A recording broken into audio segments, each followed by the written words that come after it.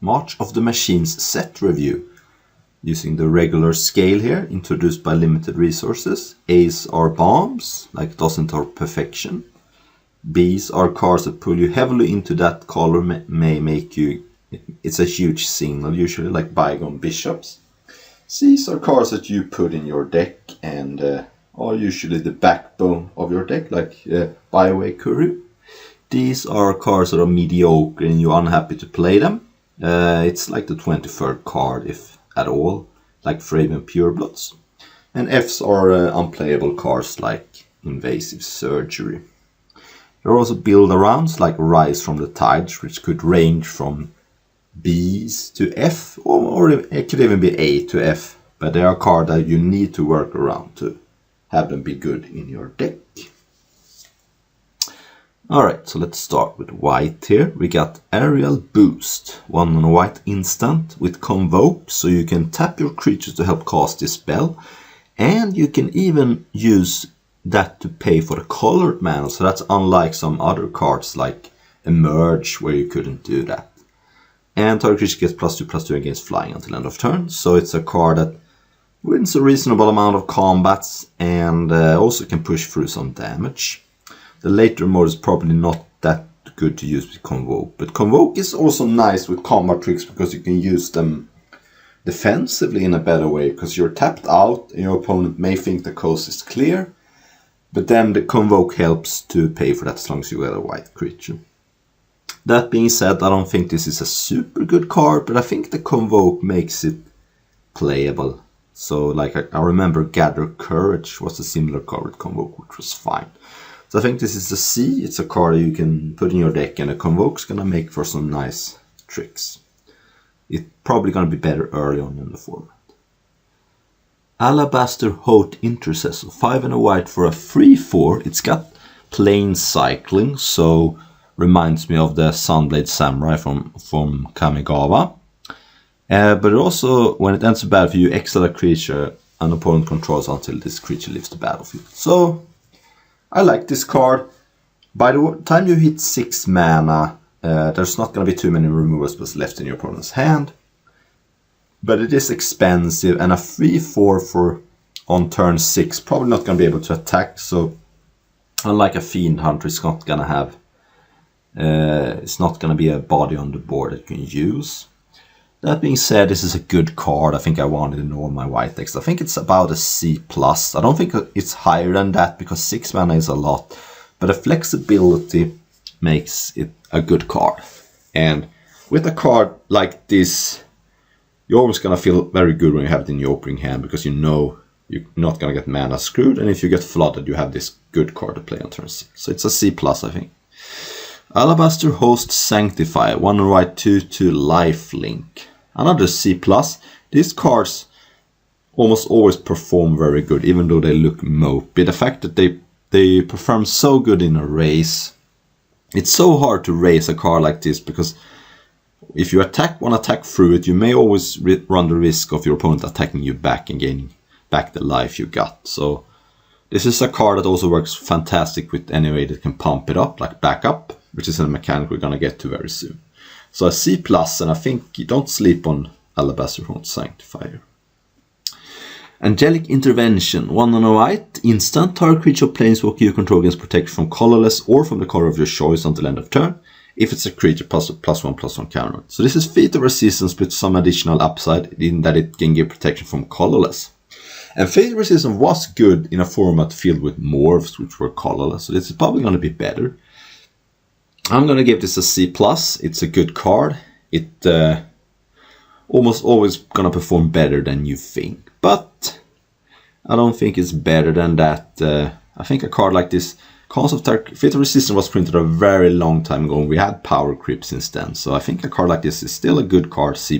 But yeah, it's going to be good. And you should be aware when you're playing against white, you may want to fire off your removal spell in your own main phase when your opponent is tapped out sometimes.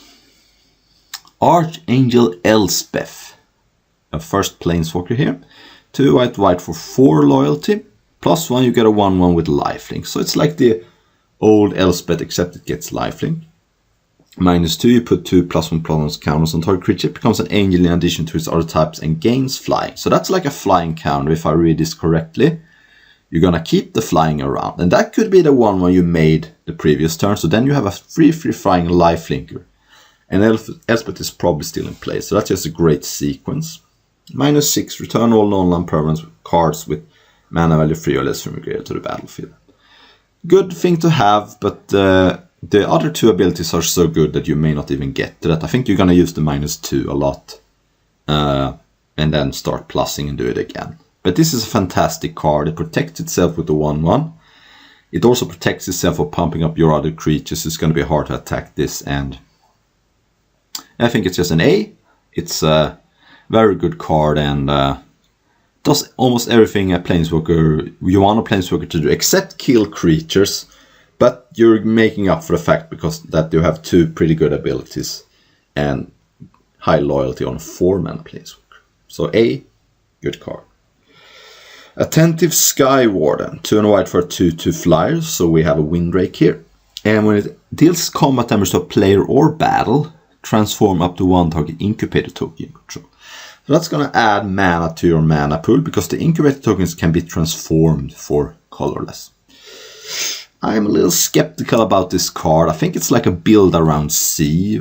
And if you have a deck with a reasonable amount of incubator tokens, you may want this Windrake with a small upside. But it is fragile, it needs to connect. And the ability you get is not even that impressive. So I think in most decks it's going to be a D+, but I can get it up to a build around C, which isn't very impressive. But I'm skeptical about that card. Bola Slinger, 3 and a white for a 2/2 with backup 1. So you can put the counter on this and then it's a free for 4. Or you can put the counter on another creature and then it gains this ability this card has. So this is like a Fiendbinder Territorial Hammerskull effect, where when this creature attacks, you tap target artifact or creature an opponent controls. I think this card is solid. A free for 4 that taps something when it attacks is a fine card. Its Fiendbinder wasn't great, Territorial Hammerskull was, and I think 1 mana makes it a huge difference. But the backup is nice because then you get this hasty effect, so it almost feels like a Goblin Heel Cutter. You can put the counter on something else, attack, tap, and then the next turn you can attack with this and maybe get a clean attack. So I think this is a C+ in an aggressive deck. And in an aggressive deck I could play multiples and they can be pretty annoying because of the haste effect. So C+ for Bola Slinger. If I'm control or mid-range, I think it's like a D, then I don't want the card. The card is only good when you're attacking. Oh, the next one is one of the best limited cards I've ever seen. This is Boonbringer Valkyrie, 3 white for a rare, not a mythic, which is a 4/4 with flying, first strike, lifelink, and it has backup 1. So, if you put the counter on this itself, it's a Baneslayer, and those are A's, fantastic cards, insanely hard to raise.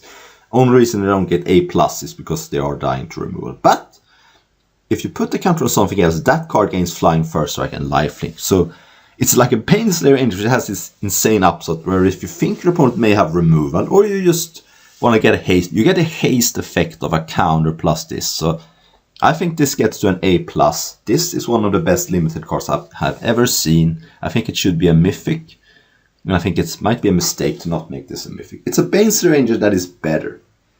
I just can't see how this card is not the top 10 limited cards of all time. I just think you don't want to ignore the ability to give this hasty flying first strike lifelinker, because it takes away some of the small downsides that Baneslayer Angel has, which isn't much. Baneslayer Angel is one of the best limited cards of all time. The only reason it's not on top 10, as I said, is because it dies to Doomblade. Which isn't argument to make say the card is bad, it just makes it not one of the best. But this takes away some of that because you give another creature this thing. So it's an A+, probably the best limited card in the set. Cut Short, 2 and a white for another Convoke card, instant. Destroy target Planeswalker that was activated this turn or tapped creature. We've had this kind of effect before, it's usually 2 mana and it's fine. The Convoke makes it a lot better because this is a pretty defensive ability card. So I think in a white control deck, this is a C+. I want this card. If I'm aggressive, I don't want a card at all, then it's like a D. It's a card you can play to win a race, but I guess if I had a couple of the Bola Slingers, this gets better, because then you can tap something and then kill it, and then you don't care about the fact that it had to attack because you tapped it. So if I have 2 Bola Slingers, I might play cut short, but I think it's a C+ in a control deck, and in a deck with a lot of Bola Slingers, it could also get to a C+. But if you're aggressive and don't have too many Bola Slingers, I wouldn't want the card. Dusk Legion Duelist. It's a rare, 1 and a white for a 2/2 vigilance. Whenever one or more +1/+1 counters are put on this card, you draw a card, and you only do it once per turn. So it works fantastic with backup, which is, we have already seen several cards. You're not paying much for this. It's a 2/2 vigilance for 2, which is what you want in your right decks. And if you can draw a single card, this card is great. If you can draw several cards, it's even better. So it's a builder on A-, I think, because in a dedicated backup deck, it's like a 2/2 for 2 that's going to draw 2 or 3 cards. And that's just insane. But in a regular deck, it's about a B. You only need to draw 1 card for its card to be a good card. Elspeth's Smite. White mana for an instant. Deals 3 damage to target attacking blocking creature, and it gets exiled if it would die. So this is usually a 2 mana card, or 1 mana for 2 damage. So they have boosted this card up, which is good because we have power creeping creatures. I think this card is a C. It's a solid card. It gets a little better if you are defensive, because one of the problems with this card is if you're aggressive is that your opponent gets to block first. But I think this is a desirable effect if you want to defend your battles. But another thing also that makes this card a little worse, I think, is that if you want to attack your opponent's battle, they do get to defend their battle with the card. And unless your creature has trample, the creature's not going to get to affect the battle. So I think it's a C. It's not a fantastic card, but it's a card you can play and be reasonably happy with. Enduring Bond Warden, white mana for a 0/1 with backup 1. And when this creature dies, put this counter on target creature you control. I think this card is a solid role player. It's a star pupil, but it's a 1/2 instead of a 1/1. And you can put the counters on something else. So let's say you have something like an incubator token. You get to put the counters on that, and when that dies, get a huge boost. And you can even put the counters on this, for example. So that is some nice synergy. I think it's like a synergist card, C+ in a counters deck. I just love the fact you can put the counters on something else, and when that dies this turn, maybe you have a sack effect, you gotta put the counters back on this, and then you have this threatening card. This also is a nice target for other backup cards. So I think it's a C+. But obviously, I think it's a card you can play even in a normal deck. You don't need to have too much synergy. I think a 1/2 for 1 that gets to put a counter when it dies. It's a fine card. So it's a C+ or a C, depending on how heavy you are on counters. Golden Scale Aeronaut. 4 and a white for a 2/3 flying with backup 1. So it's a 3/4 flyer for 5, or it's a 2/3 flyer that puts a counter on something else. I think this is the weakest backup card so far. I think a 3/4 flyer for 5 is not particularly good, and a 2/3 flyer for 5 that puts a counter and gives something flying until the end of that, I don't think it's effective enough. So I think this is a D+. I'm a little low on this card. I think it's just, either way you slice it, it's not a particularly good card. So D+. Guardian of Girapur, another rare, 2 and a white, 3/3 flying. So we're talking about a B for a 3/3 fly for 3. And when it enters the battlefield, exile up to 1 order target creature or artifact you control, return it to the battlefield on its own control at the beginning of the next end step. So it's up to you, don't have to do this, but you can blink something. That's powerful. It means you can re-trigger backup abilities. You can reset cards that have been hit by pacifism, or if there is such a thing. Or you can have some other good card. You can also give something vigilance until end of turn. I think that puts it up to a B+. I think a 3/3 fly for 3 is rock solid, of course, and the ability gives it about a B+. Nice card. Not insanely overpowered like the Baneslayer we saw earlier, but a good card. Infected Defector. So it has an infect card. This is our first incubate card, so it's a 4 white for a 4/3. And when it dies, you incubate 3. And then that means that you create an incubator token with 3 counters on it, and you can pay 2 mana to transform it. So that means that you're getting this card that you need to pay 2 mana to get a 3/3. Yeah, I don't think this is a good card. It looks very weak. So in total, you're going to pay 7 mana for a 4/3 and a 3/3, and this creature has to die to do this. It depends on how much of a synergy you have with Incubator, but I don't think this is a good card. I'm giving this a D. It looks weak, if I'm going to give my frank opinion. D for Infected Effector. Inspired Charge. This is a classic. 2 white for an instant. Creatures you control get +2/+1 until end of turn.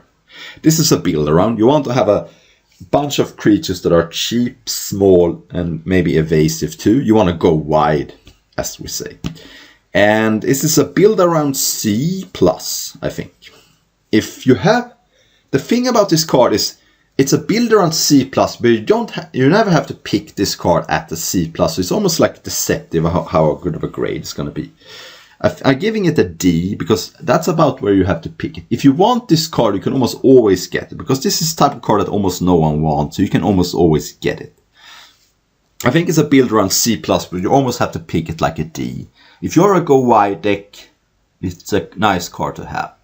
But it depends also how good your deck supports it. It gets good with keywords like lifelink or double strike, of course. Speaking of double strike, Kifkin Billy Rider, 2 and a white for a 1/3 double striker. So usually we do get 1/2s for free that are this, and they are usually mediocre. I think the extra toughness pumps it up quite a bit. It's really nice to be able to attack into a 2/2, and this wins the combat against a 2/2. It's also a nice target for backup. So I think it's C+. I think I like it. I think the extra toughness and the fact that it synergizes with backup is going to make it quite a desirable card. I could be wrong. It could just be a C, but I'm going to give it a C+. I just think the things I've seen with backup and a lot of keywords giving fly, I think it's going to be a solid card. C+. It just can't be understated how good extra stat boost gets with double strike, even if it's the toughness, because it just makes it so annoying to... I mean, 2/2s can't attack into this card, for example. Knight of the New Coalition, 3 and a white for a 2/2 Vigilance. When it enters the battlefield, you get a 2/2 white and blue Knight creature token with Vigilance. We've seen this card before. It's usually fine. I'm going to give it a C. If you got a couple of these, you can also play Inspired Charge. This is a type of card that plays pretty nicely with Inspired Charge, so that could be a deck. But it's expensive. It doesn't attack very well. I think I'm going to give it a C, though. Knight Errant of Eos, 4 and a white for a 4/4 with Convoke. So already, I think it's a pretty good card. But since it's the rare, it's got more. When it enters the battlefield, you look at the top 6 cards of your library. You may reveal up to 2 creature cards with mana value X or less from opponent, where X is the number of creatures that convoked Knight Errant of Eos. Put the reveal card in your hand and shuffle. So it really wants you to convoke it. I mean, this is a good card because a 5/5 convoke, 4/4 convoke for 5 is already a playable card. But the ability, you're probably going to get 1 creature out of that. I'm not sure I want to go completely nuts. Let's say your opponent's got a reasonable board. Tapping all your creatures to convoke this puts the door open for you to get completely blown out by a removal spell and attack all. But this all is a fine card still. I'm going to give it a B. I don't think it's higher than that, but I think the dream is that you're going to get 2 creatures with power 2 or convert a mana cost 2. I don't think that's going to happen too often. I think it's a good card. It's a B, but it's not a bomb. Core Halberd. This is an interesting card. White mana for an artifact. Equipment. Equip creature gets +1/+1 and has Vigilance and equips for 1. I'm usually not a huge believer in these type of cards with this Horn Kopesh. The question is, how much does Vigilance makes up for that? I'm not sure it does that much. I think it's a C-. It's a playable card probably. But the problem with this card is that the stat boost isn't usually worth it. So it's a C-. You can get it up to C if you got a lot of keywords. I mean, this is the type of card that plays well with lifelink or double strike. Oh, and classic mythic here. Monastery Mentor. 2 and a white for a 2/2 prowess. And every cost a non-creature spell, you create a 1/1 monk creature token with prowess. Assuming I wasn't playing all creatures in my deck, for some reason, I would always play this card. But this ranges from like a C+ in a deck with like 3 or 4 instant or non-creature spells. But it can also be like a B+, A- in a deck with a lot of non-creature spells. I'm not sure how that's gonna play out in most white decks, but I would always take this very early, and you don't have to build around this too hard, because if you get 2 triggers off of this, you're very happy. Then you got a 2/2 that made 2 1/1s, and this also may have been able to get an attack in. But the sky is the limit with this card. This could just be the best card in your deck where you build around it, play a lot of non-creature spells. It is a little risky though, because if you're building a white deck which probably just wants to have a lot of creatures, and you're playing around this Mentor and having a lot of non-creature spells, you may run out the risk of never drawing the Mentor, and you have a deck that's kind of bad. But I would always play this card. It's a fantastic card in the right deck. I think that the sweet spot might be just to play this with like 6 or 7 spells, because then you're still gonna have a functional deck when you don't draw this. But it's a build around A- or around a B- in a normal deck. Norse Inquisitor. 1 and white for 1/1. When it ends the battle, you incubate 2. And whenever a permanent, you can transform into a Phyrexian and put a +1/+1 from 1 counter on it. So if this still is in play, you can pay 2 mana to get a 3/3, because it gets an additional counters from this. If this dies, it's just a 2/2. But I think this is a solid card. You are eventually putting 2 bodies on the board. You have to pay a little bit mana for that. But 4 mana for a 3/3 and a 1/1 is a good deal. And this can even pump up further incubators. So I think this is a B-. It's I guess it's a build run B- because you want some additional incubate. But you don't even need that necessarily. I think it's a B- in all decks. It's just a good card. Because even if your opponent kills this, you're still left with the incubate. So you are creating 2 resources for 1. So B- for Norse Inquisitor. Looks like a reasonable first pick to me. Phyrexian Awakening. 2 and a white for an enchantment. When it ends the battle, you incubate 4. So you can pay 2 mana and get a 4/4. And Phyrexians you control have Vigilance. I'm skeptical about this card. You are paying 5 mana even in installment plans for a 4/4. And then that with a Vigilance. And that gives other creatures you control have Vigilance. But Vigilance as a keyword is one of the weaker ones. Unless we're talking that card from Ikoria. I think this is a C-. I'm not super... The thing that keeps me away from giving this a high grade is just that the stats is just too weak. 4/4 Vigilance I don't want to pay 5 mana for, even if it's installment plans. It's not unplayable though. And maybe you have a way to sacrifice this and then you are up a resource in a sense. But maybe you have synergies with Phyrexian, so it's like a C-. Could get to a C in a incubate deck if such a thing exists.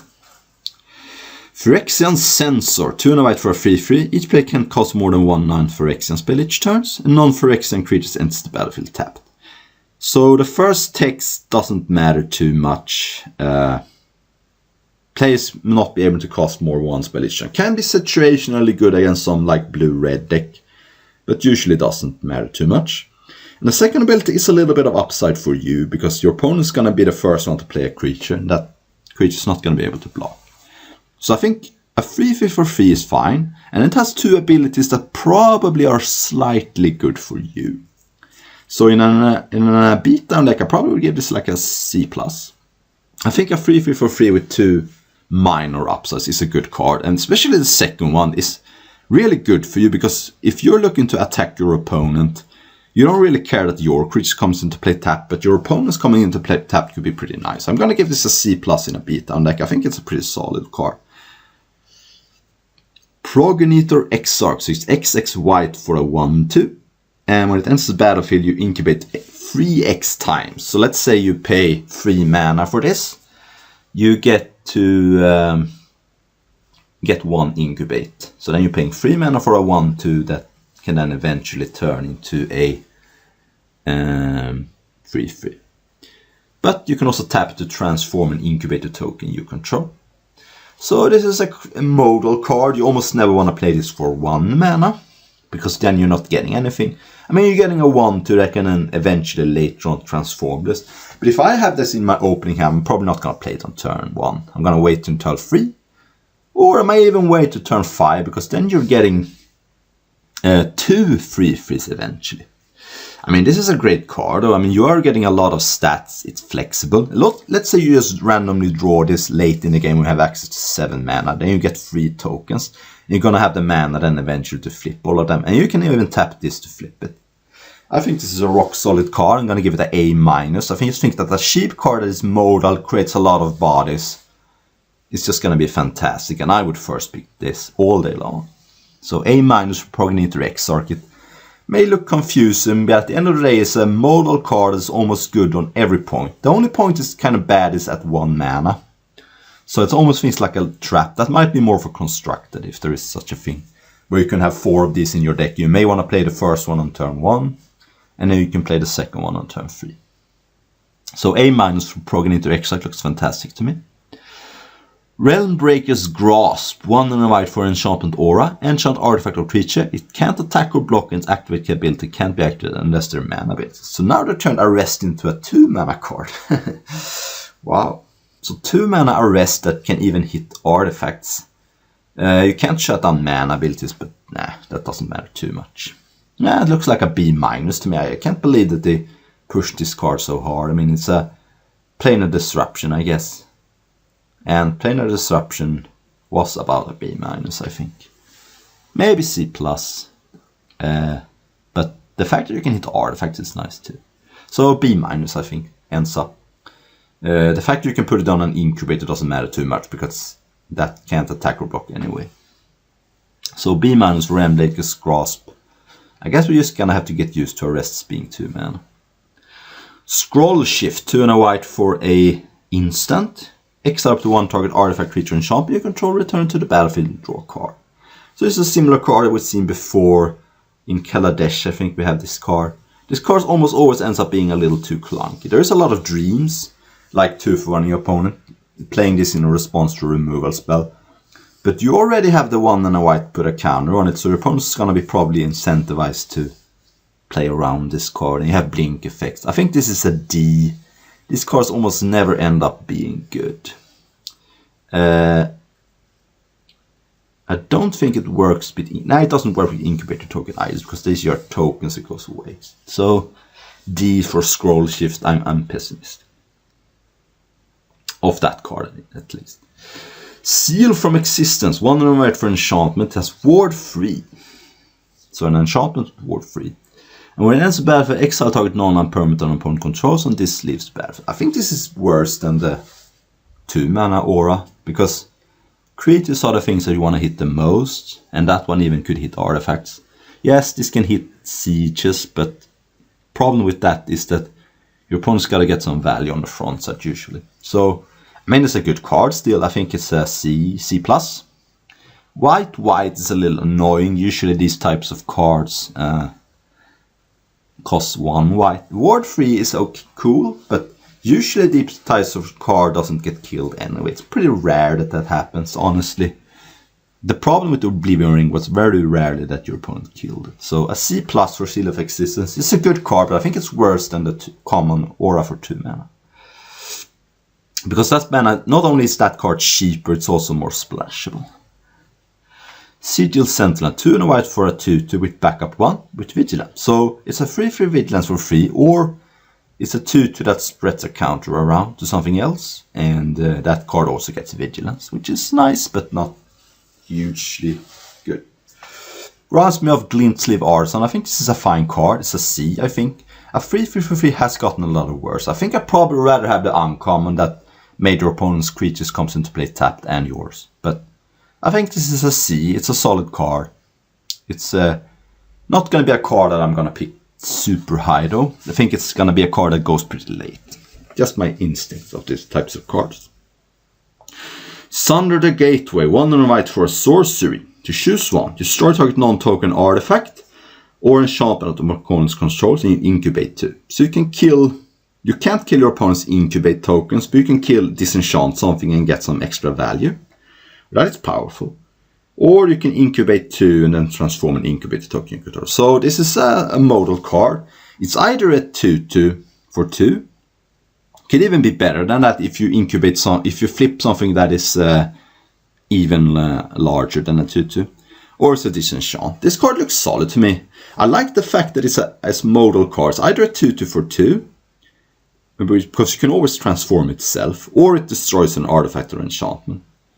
So I guess Seal of Existence is a little more vulnerable. But yeah, I think this is a C+. I think a 2/2 for 2 that I can have as a disenchant option is very nice. Nah, stretch that. It's a C. I'm going to go down to a C. I don't think that the fact that you have to can only choose one. I mean, I think this is a good main deck card though. The fact that you can have a disenchant that if worst comes to worst you can play as a 2/2 for 2. I think it's a C, not a C+. Take that back. Sunfall, 3 white, sorcery, exile all creatures, incubate X for X's number of creatures, exile this way. Wow, this is a great card. It's a Wrath of God. I even exiles them. But then you get this board presence. We have to pay 2 mana, and then you get the creature that is as large as the number of cards that we exile this way. So this is a Wrath of God I can get behind, because it leaves you a resource behind, and that can be flipped up the next turn. You can even attack with it because it's been in play that turn. I think this is a A-. I think it's a fantastic card. It has the problem with sweepers in that your opponent's going to be the first to rebuild, but you are making up for that by having a creature that can get incubated. So A- for Sunfall. Seems like a good version of a Wrath to me. Surge of Salvation, white mana for an instant. You and permanents you control gain hexproof until end of turn. Parental damage of black and red sources for deal to creatures you control. So this is a cyber card. The first hexproof is... no, I think you could maybe main deck this card. This is like a Tamio. It's worse than Tamio Safekeeping on the front side, because paying white mana to give a permanent hexproof. I don't think that all your things getting hexproof matters. But then the second ability is really nice, because then you can also win some combats. I don't think it's going to be a fantastic card. I think it's a C. But if you are playing as black-red, it can go up to B-. It has a lot of potential, but you are playing a worse version of Tammy's Safekeeping, which isn't the worst, but the fact that it doesn't gain Indestructible means that unlike Tammy's Safekeeping, you can't win a combat with this. So, yeah, I guess it's a C-, but a B- if you are playing against black or red, because then it has some upside just for 1 mana. Swordsworn Cavalier, 1 and a white, 3/1, and it has first strike as long as another knight enters the battlefield and you control this turn. So, I mean, a 3/1 first strike attacks pretty hard, and it's gonna depend on how many knights you have. Let's see here. Knight, I haven't noticed creature types too much, but there are a reasonable amount of knights here. I've seen a lot of knights. So I think this is a C+ in a dedicated deck. A 3/1 that's going to be having first strike a reasonable amount of time is a powerful card. But it goes down to a C- in a normal deck. The only problem is you're going to eventually run out of knights, and then this turns into a 3/1. But it might get some nice hits in, so C+ in a dedicated deck, I think. Tiller of Flesh, 3 and a white for a 2/4. Whenever you cast a spell that targets one or more permanents, incubate 2. Okay, so it rewards you for all your removals or protection spells, or maybe the blink card early, maybe. But this is powerful. This is like a build around B, where if I have 4 or 5 ways to target permanents, it's gonna go nuts. Because if this triggers once, I'm probably pretty happy. It's eventually 6 mana for a 2/4 and a 2/2. But if it triggers twice, you're kind of going off. And the most of the cards you want to play that targets permanents are removal spells. So that is nice. And I think this card also works better with the aura, because the aura targets, whereas for example, Seal from Existence doesn't target. Because it has to target when you cast it, I think. So this works better with the 2 mana aura. But it's like a build around B where it could be pretty good. Selfirian Lancer, 2 and a white for 3/3. And whenever another knight enters the battlefield on control, it gets +1/+1 against vigilance until end of turn. So this is the third 3/3 for free with some upside. Yeah, I mean, if you got a lot of knights, it's like a B-. I mean, a 4/4 for free with vigilance is great. It's not going to be that every turn though, but it only has to do that a couple of times before it's going to be good. So I think it's like a build around B-. Alright, that was white. Let's go to blue. Alrighty. Blue. Artistic Refusal and uncommon here. 4 blue for an instant. And has Convoke, so you're going to be able to play this cheaper. I've said it's an instant too. Because then you can tap your creatures during your opponent's turn and still block with them. Choose one or both. Counter target spell, or... Oh, I mean, you're going to choose both. Or draw 2 cards and discard a card. I guess you can play this if your opponent doesn't cast a spell. You can draw 2 cards and discard a card. So you are up a card. This is like a Cryptic Command or like a Dismiss, I guess. Dismiss is a better comparison than Cryptic Command. But still, good card, I think. I mean, you're gonna need some creatures probably, because 6 mana for this kind of effect is just too expensive. I mean, 6 mana counterspell and be up a card is a little too ambitious. The fact that it draws 2 and discards 1 is better than drawing a card, of course, because at this point in the game you probably don't need lands. I think in a deck that has a reasonable amount of creatures, it is about a B-. I think it's a very powerful card. One note about this card though is that if you're playing against blue, you may want to cast your spell creatures pre-combat, because if your opponent wants to use this and counter it, it's not going to be able to block with them. So this is the kind of card that punishes you a little bit if your opponent plays around it by playing cards pre-combat. But I think it's pretty solid. It's a B-, and gets better. B- if you have a 15 creatures in your deck. Maybe it's a lot of tokens too. But the Convoke may punish you if your opponent plays around it. Assimilate Essence, 1 and a blue for an instant, and this is another counterspell. Control target creature or battle spell unless the controller pays 4. If they do, you incubate 2. So you're not gonna get the incubate if your opponent doesn't pay, but at that point you did counter the spell. I think this is a pretty good card. I mean, it's usually 2 mana counter something unless you pay 4 is just gonna get the job done. And if your opponent can pay for some reason very late in the game, at least you're left with a 2/2 and your opponent had to spend 4 more mana. I think this is pretty solid. I like this card. I think my first instinct about this set is that people are going to play a lot of battles. It just seems like they are good. So I'm going to give this card a C+. I think it's pretty solid. It's going to be a good tool. I mean, Make Disappear was a good card in that set, and that was even a pretty fast format. So a 2 mana counterspell that is has some relevance late even is nice. Astral Wingspan, 4 and a blue for a Convoke Aura. When it enters the battlefield, you draw a card. Enchant creature gets +2 and +2 and has flying. This is an interesting card because Convoke doesn't play as well with sorcery speed cards like auras and creatures.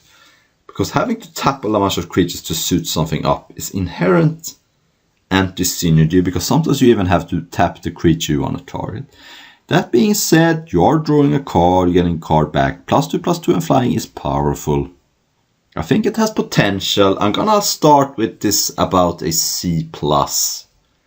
I'm not sure exactly what kind of deck wants this, but you are getting reasonable amount of stats. You're getting the card back. You can use some... you can't use Incubate token, I think. No, because they're not creatures. But I think this has potential. It's a C+, but I think it has a little bit of a clunkiness to it. I could be wrong. It could just be that this card is just fantastic. But I'm going to start on a C+. I think it's good, not great. Change the equation. This is the third counterspell we've seen now. Instant, 1 and a blue. Choose one. Counter target spell with mana value 2 or less. That's usually not very good in limited, because you want to counter the big stuff. Or counter target red or green spell with mana value 6 or less. So that's basically everything that's red or green. Is this a main deckable card? I'm not sure, because 2 or less is only good on turn 1 and 2, because on turn 3 and onwards you're probably gonna play the most expensive cards. I don't think I want to main this card. I think it's a sideboard card, and usually these types of cards, like these flash freezes, the situational color hosing counterspells, aren't even that good, because you're not breaking the game open. When you're having a sideboard card, you want it to be very powerful, like a Perish is kind of an extreme example, but Execute or Slay, cards that destroy a creature of a certain color and drawing a card. If I want to play a sideboard card, I want to be up on some level, and this is not exactly a Hydroblast either. So I think this is a D, and it might be like a C, sideboard C minus, which isn't an impressive grade. I'm gonna stay away from this card probably. Okay, Chrome Host Seed Shark. This is the first blue creature, finally. 2 and a blue for 2/4 fly. Wow, okay, it's a rare, okay. Whenever you cast a non-creature spell, incubate X, so X is the spell's mana. This seems fantastic. I think this is better than Monastery Mentor, because I much rather have a 2/4 flyer for free than a 2/2 prowess. And yes, you have to spend some mana, but you may get a huge creature. This has like the Shark Typhoon text. And yes, you have to spend mana to flip it up, but you can do that instant speed too. Just seems like an A to me. Just a fantastic card. I guess build around A, because if you're having mostly creatures in your deck, this is still a good card, but it's not fantastic. So, but in a deck with like 6 or 7 non-creatures, but it's like an A, otherwise it's like a B+. Just a fantastic card. Complete the circuit. 5 and a blue for a convoke instant. You make a sorcery spell this turn as though they had flash. Okay. Whenever you cast an instant sorcery spell this turn, copy that spell twice. Huh. So this is clearly a build around. But, hard card to evaluate. I don't think it is good. This is a one-shot copy your cards. You have to tap a bunch of creatures to do it. Yes, you get to do it twice, but you're spending a card to upgrading an effect. I think this is an F, unfortunately. You're paying a bunch of mana and a card to get a double effect on something. And you might be up a card, but you have to spend a lot of time, resource, set it up. So I think it's an F, unfortunately. Send me some screenshots. Corruption of Tovashi. 4 and a blue for an enchantment. When it ends bad for you, incubate 4. So eventually you're going to get a 4/4. Whenever a permanent you control transforms, or a permanent enters the battlefield under your control transformed, you may draw a card, though it's only once each time.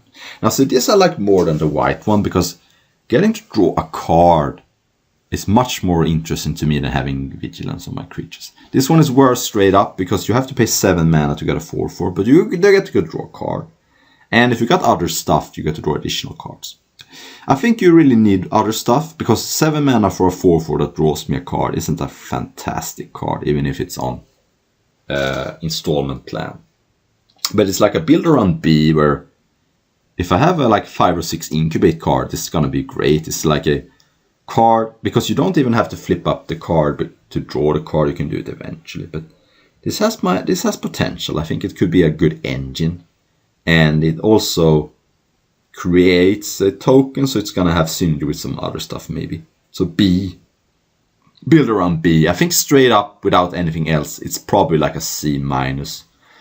7 mana 4/4 draw card is a little too expensive. Disturbing Conversion. So there's another non-creature. So many non-creatures. 1 and a blue for an enchantment aura. Flash enchant creature. When it enters the battlefield, each player mills 2 cards. Okay. Enchant creatures minus X minus O. X is the number of cards in its controller's graveyard. So it's like a spontaneous mutation except for your opponent's graveyard. And this helps with that. Yeah. Flash is nice too. I haven't seen too much self-mill, but there may be something. I have this card that's at C minus. It's an okay card, but it does help you with milling too. But it could go up to a C plus if you have good graveyard synergy. Then you could be a card you actively want. But I'm going to give it a C minus for now. It's a playable card, but it's nothing exciting. The fact that it doesn't tap it, the fact that it can still block, means that it's awkward. It gets better if you are controlling, of course. A Forest Dispersal, 2 and a blue for an instant. This spell costs 2 less to cast if it targets an attacking creature. Return target creature to its owner's hand, surveil 2. So 3 mana bounce a creature, surveil 2 is not great. You want to draw a card. Obviously that's a little too good. We don't get repulse anymore. But 2 and a blue bounce a creature, surveil 2 is fine. And if you can cast it for 1 mana, it's kind of nice. I mean, 1 blue mana bounce something, surveil 2. Surveil 2 is not drawing a card, it's some fraction of a card sometimes, but if you cast it early, you may not even know what kind of cards you want to get. I think this card is a C, but it's somewhat because I don't really know how to grade it. It could be a C+, it could be a C-. It's just that at the end of the day, you're down a card, and 3 mana is a little clunky if you want to do this when your opponent's not attacking. So C-, I think it's a C. It's hard to grade. Expedition Lookout, finally another creature. 1 and a blue for a 2/3 defender. And as long as an opponent has 8 or more cards in the graveyard, it can attack us so it didn't have a fender, and it can't be blocked. Okay, nice that it had that last ability. I kind of like this card because, I mean, 1 and a blue for a 2/3 defender is usually not a good card. I mean, it's not good even if it's a 3/3. But the fact that this turns into a unblockable threat late in the game is really nice. So what I like about it is that it's early defense very well, and then late game it turns on and it's unblockable. So if it didn't have the unblockable clause, it would be unplayable almost. But I think this is a C in a blue controlling deck, because it blocks early and then late game it turns on. It's not going to get higher than C, because you may not even want this type of effect, but I think it's a playable card in some decks. It's like a C in a good controlling blue deck. The kind of decks I like. Eyes of Gitaxias, 2 and a blue sorcery, incubate 3, draw a card. So this is somewhat similar in that to the uncommon is that you have to pay some mana to get a creature and a card. So at the end of the day, it's gonna be a 5 mana 3/3 draw card. That's not a terrible card. It's a card that's not great, but it's fine. But if you've got some other incubate synergies, it goes up. So I think in a normal blue deck, this is about a C. And in an incubate deck, it's a C+. So C+, C, I think it's going to be decent. You're up a card at the end of the day, but you have to pay a little bit of mana. But it has installment plans too. Fairy Mastermind. This is also another invitational card. 1 and a blue for 2/1 flash flyer, so that's already pretty decent. It's like a rattle chains. About a C+, I think. And whenever opponent draws their second card each turn, you draw a card. Okay, that's not going to happen too often, but if you're playing against a deck that has that type of effect, it's going to be very nice for you. But 3 and a blue, each player draws a card. So that's, you draw 2, your opponent draws 1. This is a great card. I think it's about a B. It's not a bomb, because the last ability is clunky, but it is nice to have access to at the end of the game. It's like the card from Streets of New Capenna, the 1/1 lifelinker, but I think it's a B. It's a good card. And it could even go to B+ if you're playing against another deck that draws extra cards. But it is fragile. And from what I've seen, blue looks very controlling with a lot of non-creature spells. So it may not even be that excited about a 2/1 flyer for 2. But I think it's a B. It's a good card. Furtive Analyst, 2 and a blue, 1 for vigilance. You can play 2, tap it, draw a card, and discard a card. Yeah, this seems mediocre to me. It's very clunky. I like the fact that it defends pretty good and then can loot, but playing mana to loot is traditionally not great. And vigilance on this is kind of whatever, because you're not going to often be able to attack with this card, and you may not even care. I think it's a D+, it's not a great card. I think it's just too clunky. But it has some potential, I guess. Halo Shard Scab. So we know we have a zombie here. 4 and a blue for 4/4. When it enters the battlefield, each player mills 2 cards again. Okay. So, and then you may put an instant sorcery or battle card from your graveyard on top of your library. This also seems mediocre. A 4/4 for 5 that makes each player mills 2, and then you can rebuy something. That's traditionally not a good card. I mean, Meldrep Curator from the last set was mediocre. And I don't think that the fact that you get to mill 2 and have some extra options is worth it. I think it's another D+, pretty mediocre. Meeting of Minds, instant, 3 and a blue, convoke, draw 2 cards. Okay, so it's an inspiration with convoke. Nice. I mean, the fact that it's an instant also means you can use your creatures on turn 3 to cast. Maybe you played 2/3 defender on turn 2, or it could be anything. And then on turn 3 you just don't attack, and end step you draw 2 cards. I think it's solid. I think it's a C, it's not higher, and that inspiration is a little too bad these days. But the fact that this convokes bumps it up to a C. I think it could be a good card for blue decks. You're up a card, and sometimes it's gonna cost you 1 or even 0 mana later in the game, and that's nice. Moment of Truth. 1 in a blue for an instant. Look at the top 3 cards of your library. Put 1 of those cards in your hand, 1 in your grave, and 1 in the bottom of your library. So it's like an Anticipate, where you get it's like a marriage of Anticipate and strategic planning. It doesn't look very good, honestly. It looks kind of weak, like another D+. I just don't think that is the fact that it's just worse than Experimental Augury, and that card wasn't even that good. So a D+ for Moment of Truth. Negate, 1 on a blue, instant, counter target non-creature spell. So the only set I can remember where I wanted to main this card was Strixhaven, because of all the learned lessons and mystical archives, but I don't think this is a format for that. I'm gonna start it at a D. It's a card you can put in your deck if you're desperate, but it could be a sideboard C against a particularly annoying non-creature spell. Like a really good battle you wanna count, maybe. Oculus Velp, 3 in a blue for 3/2 flying. As long as you control a transformed permanent, this card has when it dies, you draw a card. So it's like a build around C, where you can turn this into a mediocre playable if you have a lot of incubate. A 3/2 fly for 4 is not good these days anymore. It's like a snapping drake. It's not a disaster, but I mean, in most card decks this is gonna be a D. If you have enough transform, you can turn it into a C. A 3/2 flyer for 4 that dies and draws a card is okay. It's like Tala's Lookout. But Tala's Lookout always has that ability, where this you have to work around. You're gonna play it sometimes and you're not gonna have an incubate. So it's like a build around C. Not a great card. Omen Hawker, blue mana for a 1/1. You can tap it to pay 2 mana and spend it to melt it on to activate abilities. So I'm thinking incubate here.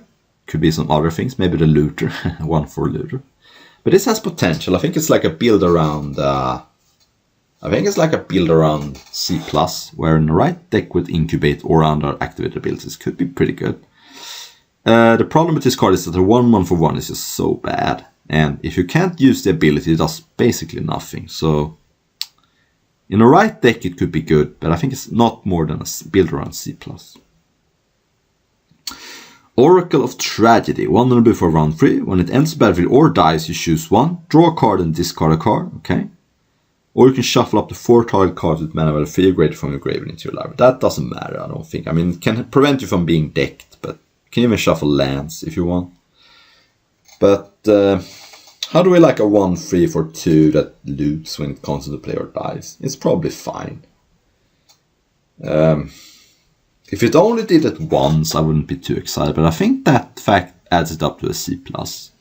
And you never know, late in the game, you may want to shuffle back some removal spells to prevent you from being decked. I think it's a C+, it's pretty decent though.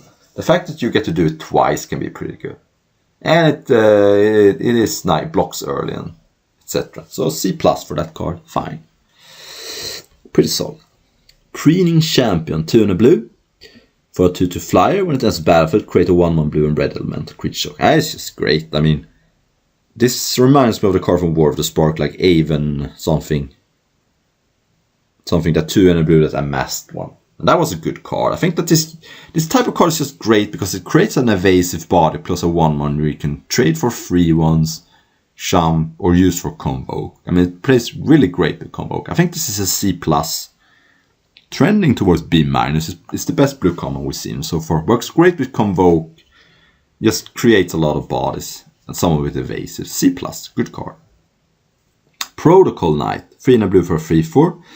When it's the end of the battlefield, tap a creature and put a stun counter. So it's like a Frostlings, but instead of a 2/2, it's for 3, it's a 3/4 for 4, which makes it pretty good. The only problem with this card is that blue looks defensive and controlling to me. And this is still a fine card in that deck, it buys you some time. It is a knight too, but I think this is a C. It's a playable card. I don't think it's like super exciting, but it is playable. I like the fact that it also stuns it, so your opponent can't attack you for the next turn. So it's solid. It's just gonna be, you don't want to play too many of these because you end up in a situation where you play against another little slow deck and you end up with this 3/4 that doesn't do much for you. But C for Protocol Knight. Saiba Cryptomancer. This is, I think, the first backup card for blue. 1 and blue for a flash backup 1 and hexproof. So you can cast this as a 1/2 hexproofer, not exciting. Or you can give something hexproof, which is, I think, the more useful case. So this can be a blowout if you play this in response to a removal spell. You put a counter on something and save it, and then it's bigger. So it's almost like the feat of resistance. You're left with a 0/1 hexproof, which doesn't do much, but it does tap for Convoke. Yeah, I kind of like this card. I think it's a C. It's a card that can be, it's really swingy. It's going to perform like a B in some games, and it's going to be like a D in some games where your opponent just doesn't cooperate with this card. I like it though. Hexproof doesn't save your creature necessarily, but it can help you win combats too. So C+. I'm not sure exactly how good it's going to be, but it looks good though. C double, 2 blue. This spell can't be copied. I think it's the first time we've ever seen that sentence. Choose one. If an opponent has 8 or more cards in the graveyard, you may choose both. And we've seen some cards that mill both players for 2, so that could be okay. I think that's not going to happen too often, but it's going to happen in like 20% of games, I think. You can copy a spell, which could be your opponent's spells.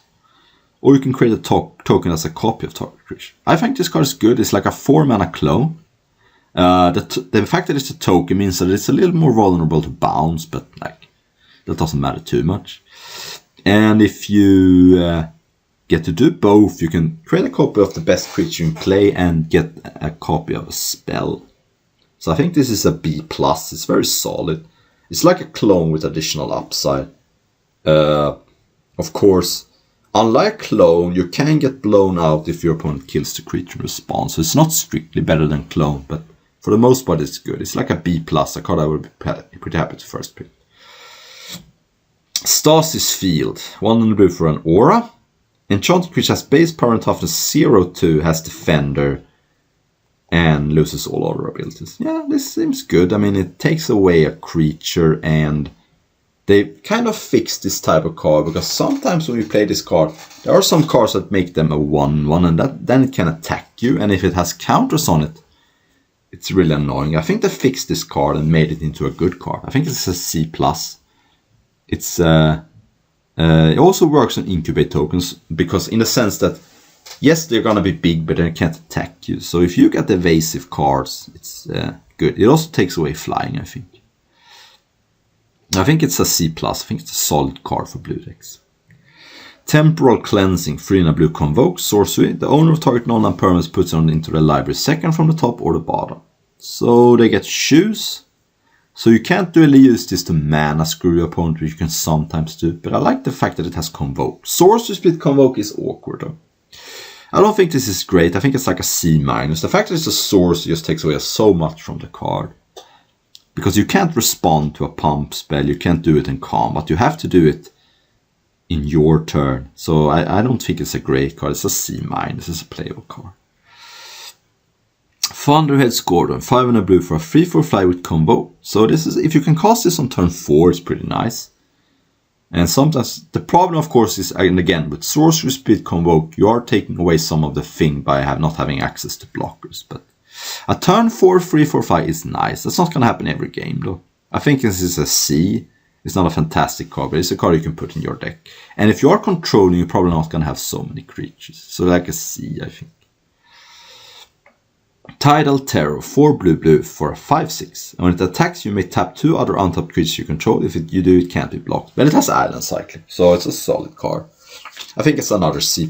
It's a you're not going to be able to activate that first ability too many times, because you cannot take away 3 blockers. But it is nice that it has island cycling, so it's good early, good late. It's like a C+, I think. Pretty solid. I like the flexible cards, you know.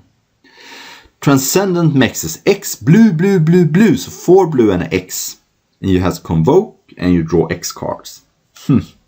I'm skeptical about this card.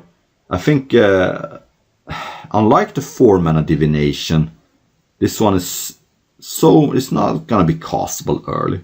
And yes, you have Dreams where you play a lot of creatures, and then late game you just cast this for 4 or 5, but 4 blue mana is a lot to staple onto an X.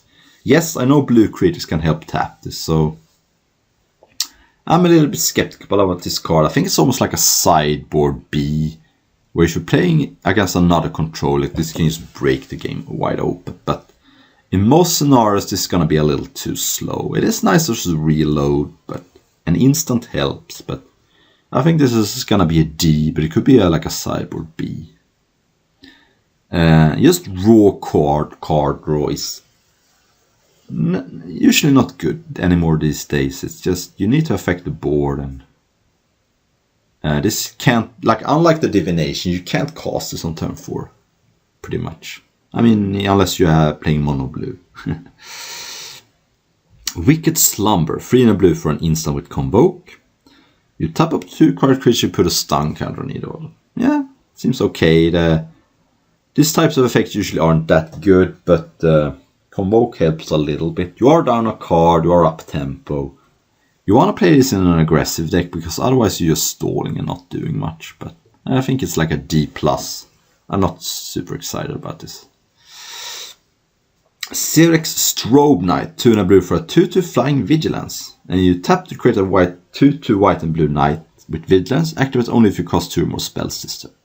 So, if you got the ability to make 1/2/2, this is a good card, because then it's like the common but better. And then maybe you can do it twice. I love the fact that it doesn't cost you any mana to do it. And you can also attack first and then do it later. Seems like a builder on B in a deck with a lot of cheap spells.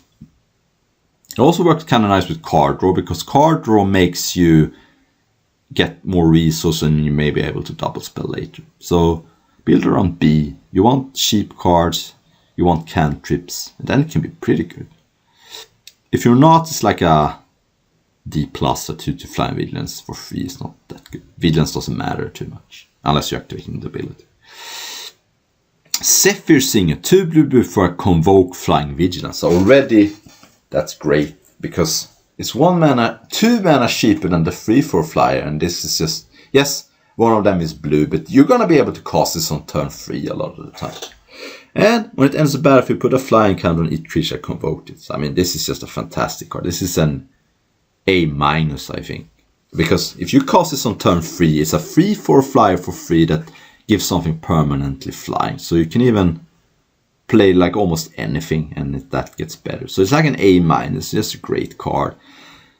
And late in the game, there might be some tension. You may want to tap 4 creatures and give all of them flying, and that sounds insane, except for the fact that they are now tapped and can't block. So I think that the best play pattern is just to cast this on turn 3. Don't get greedy and want to tap like multiple creatures and give everything of them flying. Unless, of course, the board state.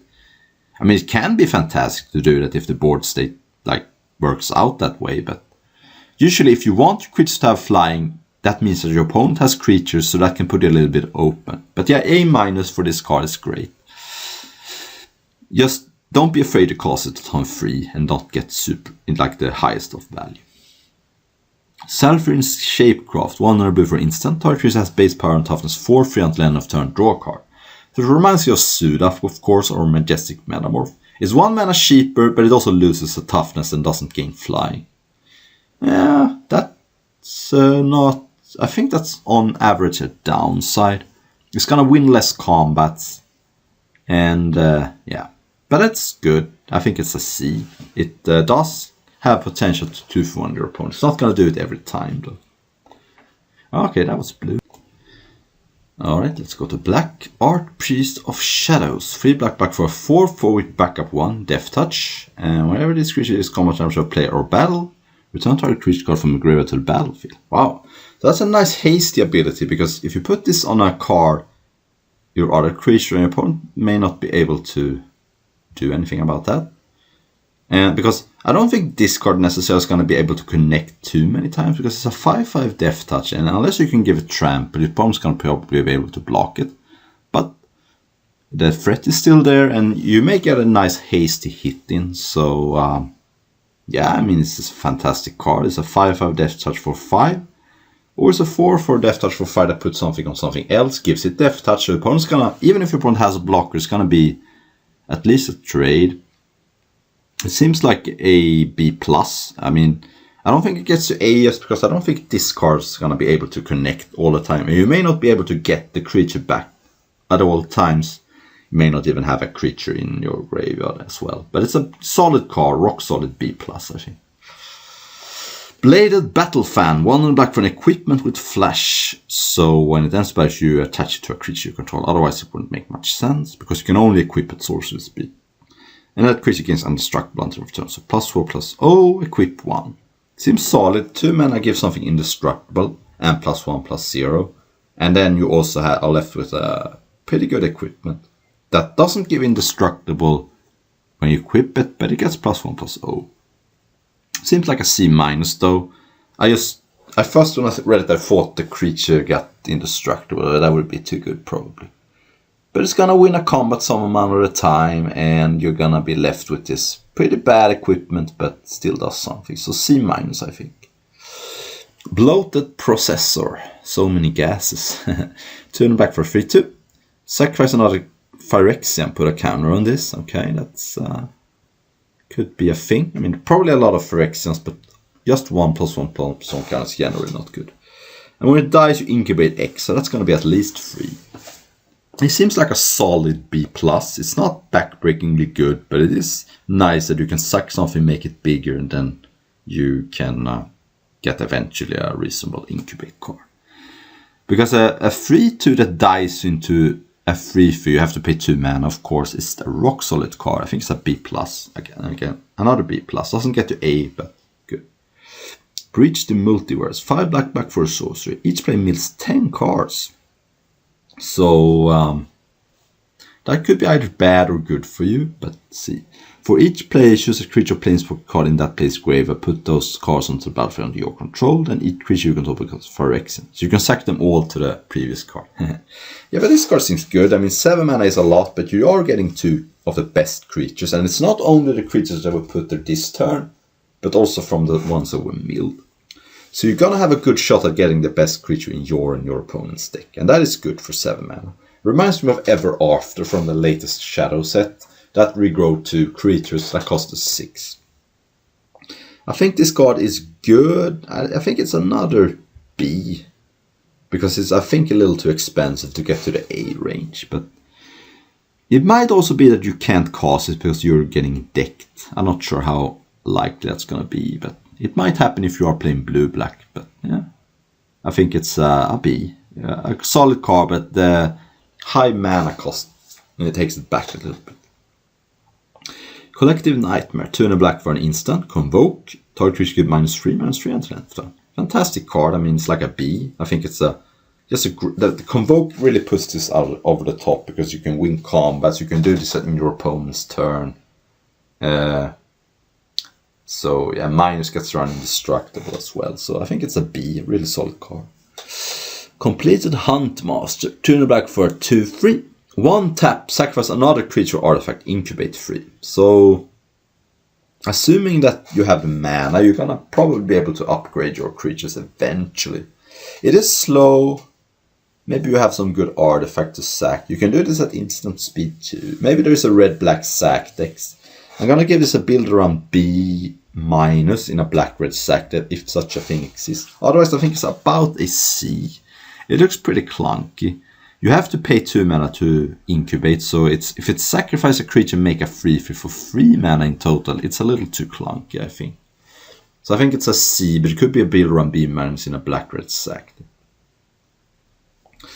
Consuming Aetherborn, 3 and a black for 2/2 with backup 1 lifelink. So either it's a 3/3 lifelink for 4, which is okay, or it's a 2/2 lifelink that puts a counter on something and give it lifelink until end of turn. None of these cards seems super great to me. A 3/3 lifelink 4 is not a bad card. I think this is a C-. I just think that neither way you play this is going to be super exciting, though. It's fine. C-, I think. Corrupted Conviction. This is Village Rights reprinted. As an issue cost this spell, sacrifice a creature, draw 2 cards. This is another C-, I think. When first we saw Village Rights, I think people overplayed it a little bit. The problem with this card is a little too hard to set up. I much prefer like Deadly Dispute, because that card gives you an additional value card, and that's worth the extra mana. But if you can respond to a removal, you are up a card. It's just not going to be every game where you can do that. Again, if there is a Black-Red Steal and Sack, it goes up to like a C+, B-, but I'm going to start on a C, which is fitting because it has 2 C in its name. Deadly Derision, 2 black instant. Destroy target creature on Planeswalker, create a treasure token.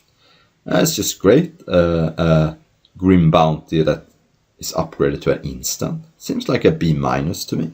It's just a great catch-all answer. And instant speed is nice against removals. I think it's a little worse than the 3 mana version because it doesn't have convokes. It's always going to cost 4. It can be a little clunky sometimes, but it is good. And the treasure makes up for the little bit of time loss you take.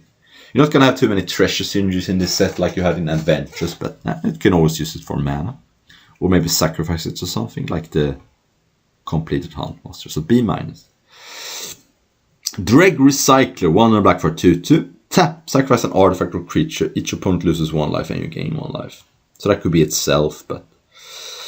yeah, we had Modern Horizons 2 as a flashback card, and we have Vermingorger. That was this card, except it was 2 life. But you couldn't sack itself. This doesn't strike me as a fantastic card. The payoff is not worth it. And I think it's a C-. It's a playable card. It's a 2/2 for 2 that is a Phyrexian, if that matters, and has some little bit of value. Can get through the last points, but it's a C-, I think. Etched Familiar. Now we have an artifact creature randomly. It's a 3/2, and when it dies, each opponent loses 2 life and you gain 2 life. So it's like a vampire spawn that you have to wait for it to die.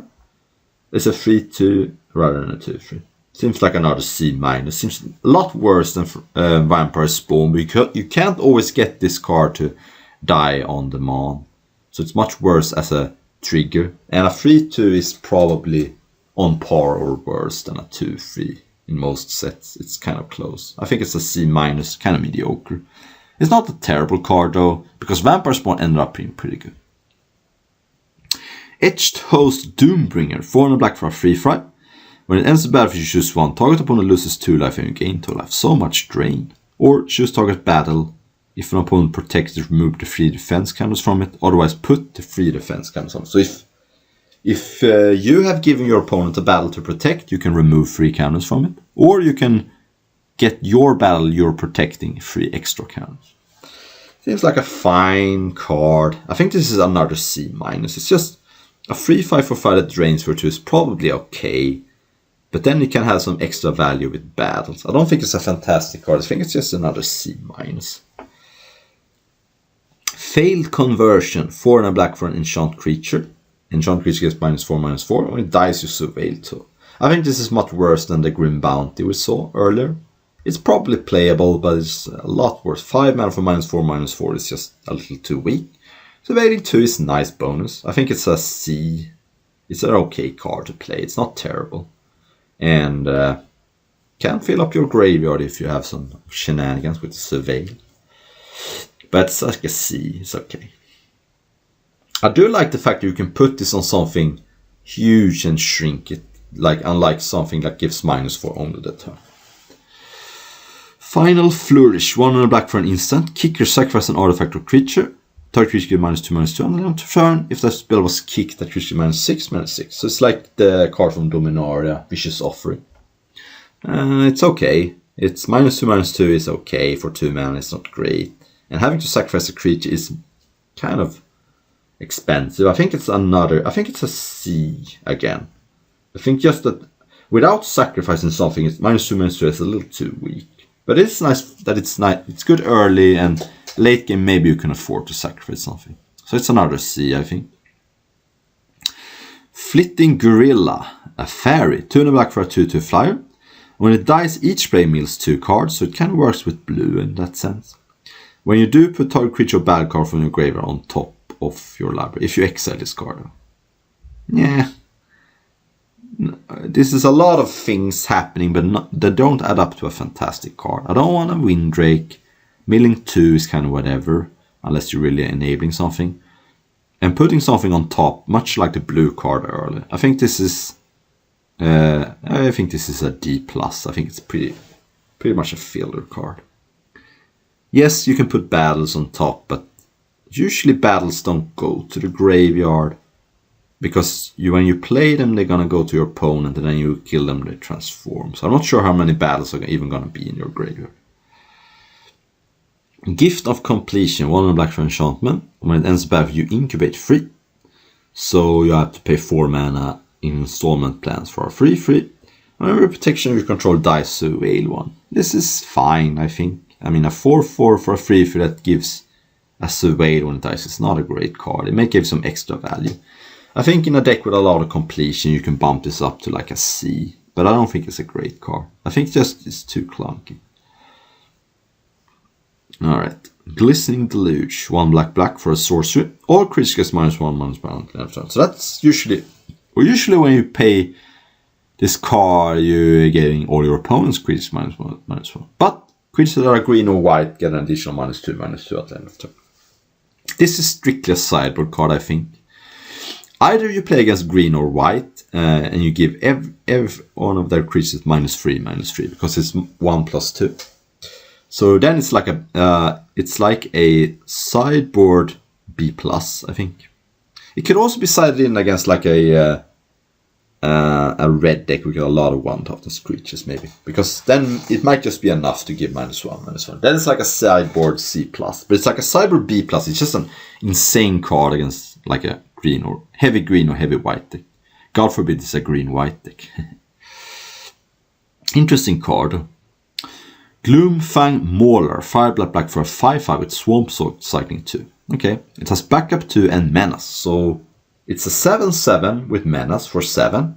Okay, that's gonna be pretty threatening. As with most cards with Menace, it falls off in the late game because your opponent is probably gonna wanna block this with 2 cards anyway. But putting 2 counters on something and giving it Menace is decent. And it has Swamp Cycling, so it's probably gonna get a C+ like the other ones. It seems like better than the blue one, but worse than the white one, I think. It is powerful though, C+. Grafted Butcher, we have a rare here. 1 black for a 2/2. When it enters the battlefield, Phyrexians you control gain maintenance until end of turn. Other Phyrexians you control get +1/+1. And you can pay 3 black, sacrifice an artifact or creature, and return this card from your graveyard to the battlefield. Activates only as a sorcery. If you are heavy Phyrexians, maybe you have 10 or more Phyrexians, this gets to around a B+. Otherwise, it's not that good. I mean, a 2/2 for 2 that doesn't pump too many things, and you don't even necessarily want to bring this back. So then it's like a C+, I think. A 2/2 for 2 that you can bring back is like a C+. That pumps some of it, because you're probably not going to have 0 Phyrexians in your deck. So it's like a build around B or a C+, depending on your deck. It's not broken, I don't think.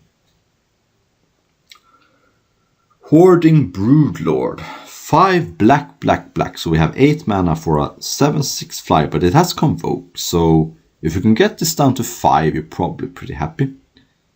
You're getting a 7/6 fly for 5 that you have to tap your creatures to play, but you're making up for the fact by getting a huge fly. But it also says when it enters the battlefield, search a library for a card, exile it face down, and shuffle. For as long as this card remains exiled, you may play it. And spells you cast from exile have Convoke. Wow, this is powerful. I think that even if this card dies, you still can play the card. Although you're not going to be able to play it with Convoke. I mean, this is a fantastic card because you can play it cheap. And you can either get something insanely powerful and play it, maybe the best card in your deck. Or you can get something cheap like a 2-mana removal spell that you can then cast with Convoke. You can even tap this if you absolutely have to. Seems like an A, just a build around A in some sense, because you want to have a little, you don't want to be super aggressive because this is still expensive. But even in a deck with a lot of creatures that are aggressive, I'm probably still going to play it. So I think it's an A. Doesn't get to A+, but it's pretty close. It's very powerful. You are up a card. You're tutoring as well, so you can get the best card in your deck and even play it cheaper. So an A, fantastic card. Ichor Drinker, black mana for a 1/1 with lifelink. And you can exile it from your graveyard to incubate 2. You have to pay black mana. That seems solid. I mean, a 1/1 lifelink for 1 isn't good, but you can get it into your graveyard. You're getting eventually a free mana for a 2/2. And that's just value. If you randomly mill this, it's even better. Works pretty nice with some of the other... In blue-black, where you have some cards that mill yourself, you may even get this free value. Seems like a C+. I think this is a good card. You can even get up to like a B- in a dedicated blue-black self-mill deck. Because if you're getting this effect for free, you are getting free mana for a 2/2 that you got for free. And all it asks you is to play a card that's fine on its own. So C+ for this card, I like it. Ichor Shade, 2 and a black for a 2/3. At the beginning of your end step, if an artifact creature was put into a graveyard from the battlefield this turn, you put a counter on this. Seems bad. Yes, you may be able to get some triggers, but in the meantime it's going to be too bad. And if you get one counter on it, remember it's not going to happen right away probably, unless you can set up a trade. I think it's pretty mediocre. It's like a D+. But I can get up to a C in a deck that can put creatures in graveyard on demand. I don't think it's good though. Merciless Repurposing, 4 black for an instant, exile target creature, incubate 3. So you are up a creature eventually, but you have to spend a lot of mana, like 8 mana in total. But you're up a creature, you're exiling a card. I think it's a B-. It's solid, it's a little too expensive to get higher than B-. I think it's on par with the common removal spell. You have to pay more mana for this, but you're up resources eventually. And I much rather have a 3/3 than a treasure, but you have to spend more mana, so it kind of washes out. It's about a B-, I think. Solid but slow. Mirrodin Avenge, black mana for an instant. The sorted creature was dealt damage this turn, draw a card. Wow, there's so many removal in black. So removal left and right. I think 5 or 6 removal spells. Yeah, this card is like the card from Kamigawa, except in this set you don't have ninjutsu, so you're not incentivizing your opponent to block. I think it's D+, pretty mediocre. It's very hard. This card has a dream, but it's hard to get the dream to work, you know.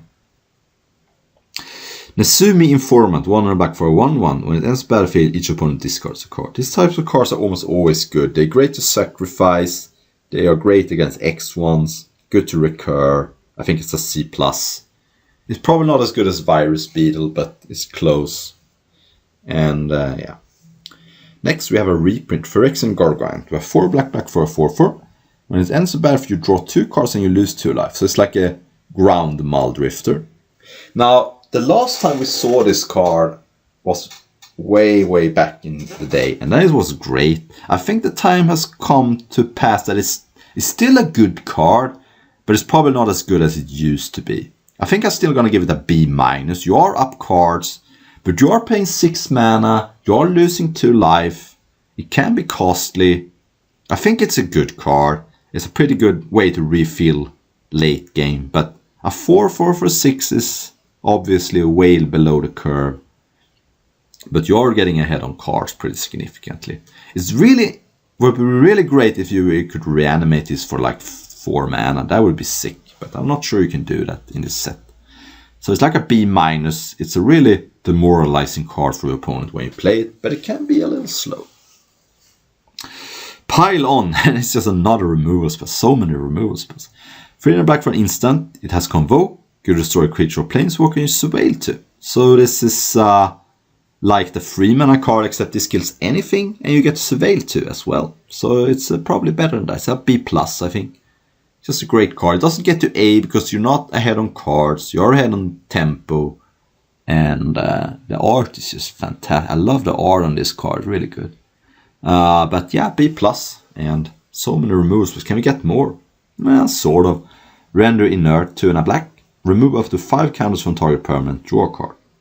So that can deal with battles. It can also deal with incubator tokens. Because even though you're not destroying the token, if it's not flipped, if it flips, it becomes a 0/0. And you can deal with battles. I think this is a build around C+. If I have battles, it's gonna be good, I think. And otherwise, it's not good. You can target anything because it remove up. So you can use cycle this, but that's obviously not very good. But it's like a build around C+, I think. Alright. Scorn Blade Berserker. Black mana for a 0/1. This has backup 1, so it's a 1/2 for 1 if you wanted to. 1, sacrifice this creature, draw a card. Okay. So you can play this, put a counter on something else, and then you can sacrifice this, draw a card. Or you can play this, put a counter on something else, sack that card this turn, then you can sack this and you are up a card. Seems solid to me. It's like a B-. Seems like a lot of value for a 1-drop. You don't even have to do any of these things. You can just have this as a play as a 1/2 early, and then late game you cashed in for a card. You don't even need to go crazy. But I think it's very solid. It's like a B-.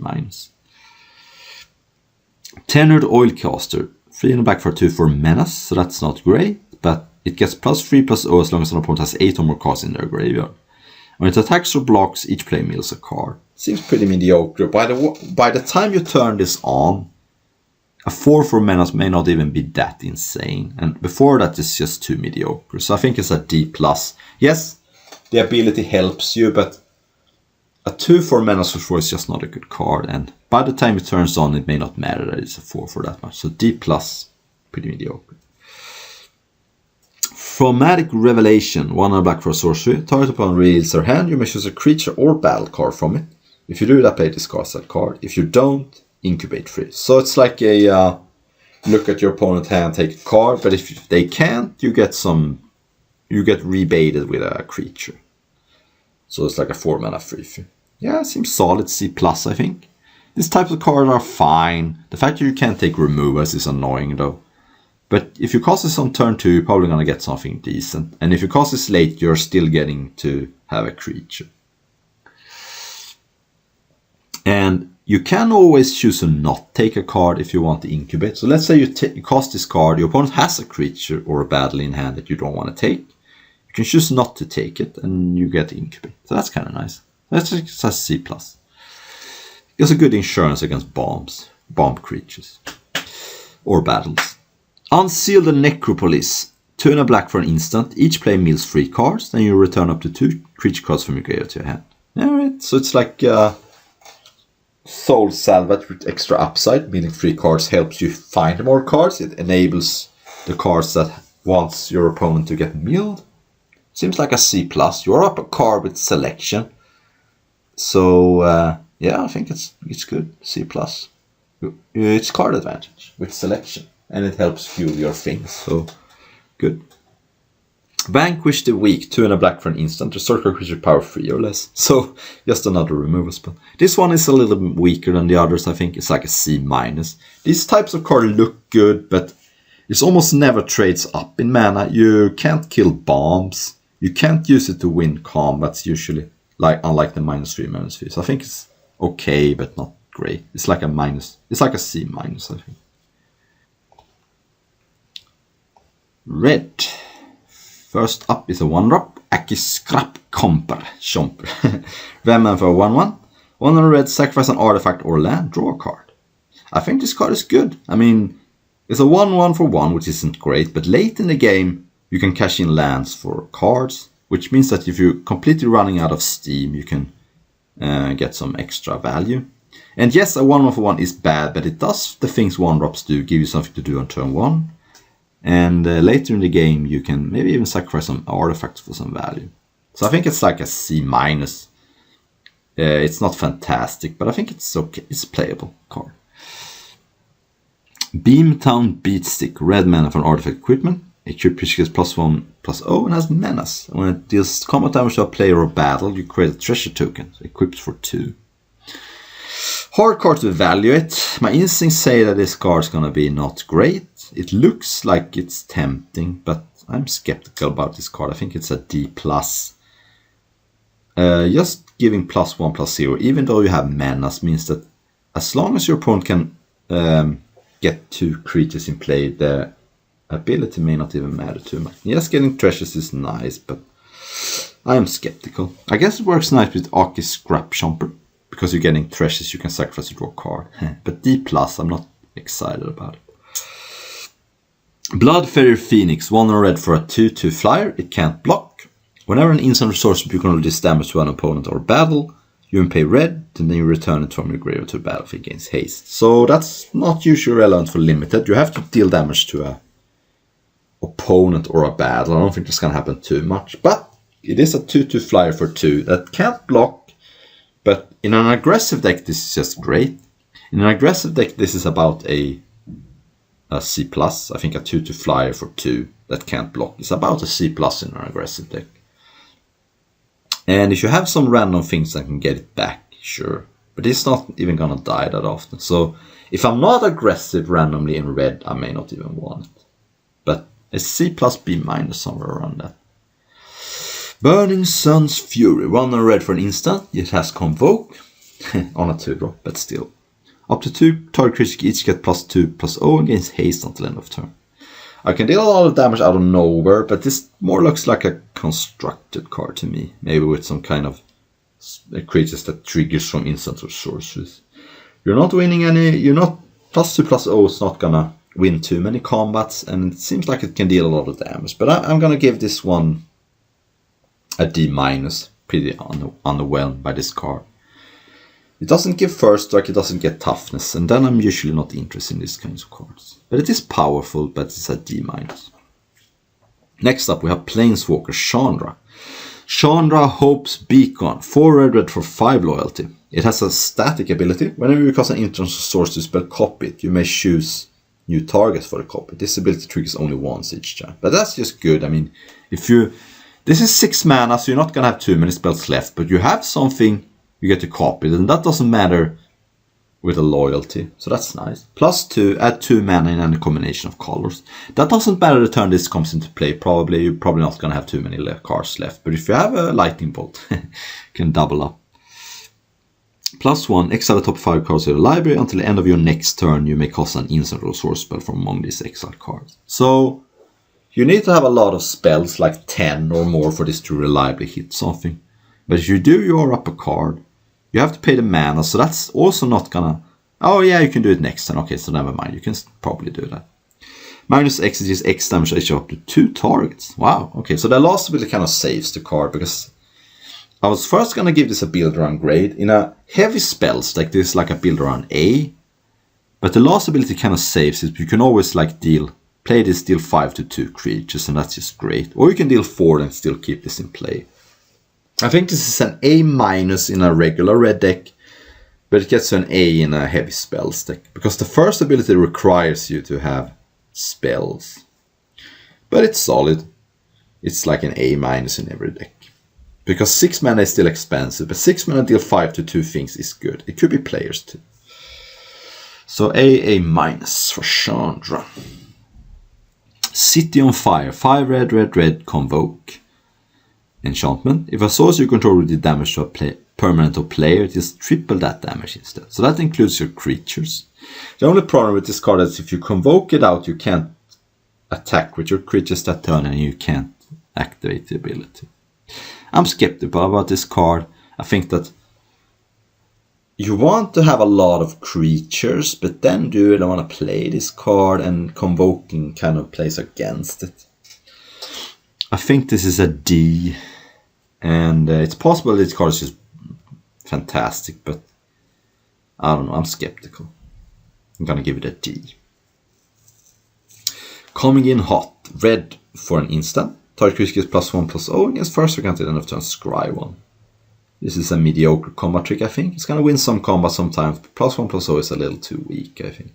I think it's a D+. Fearless Scald, 4 red for 3/2 with backup 1 and double strike. Wow, so a 4/3 double strike for 5 is a good card. It's very hard to ignore.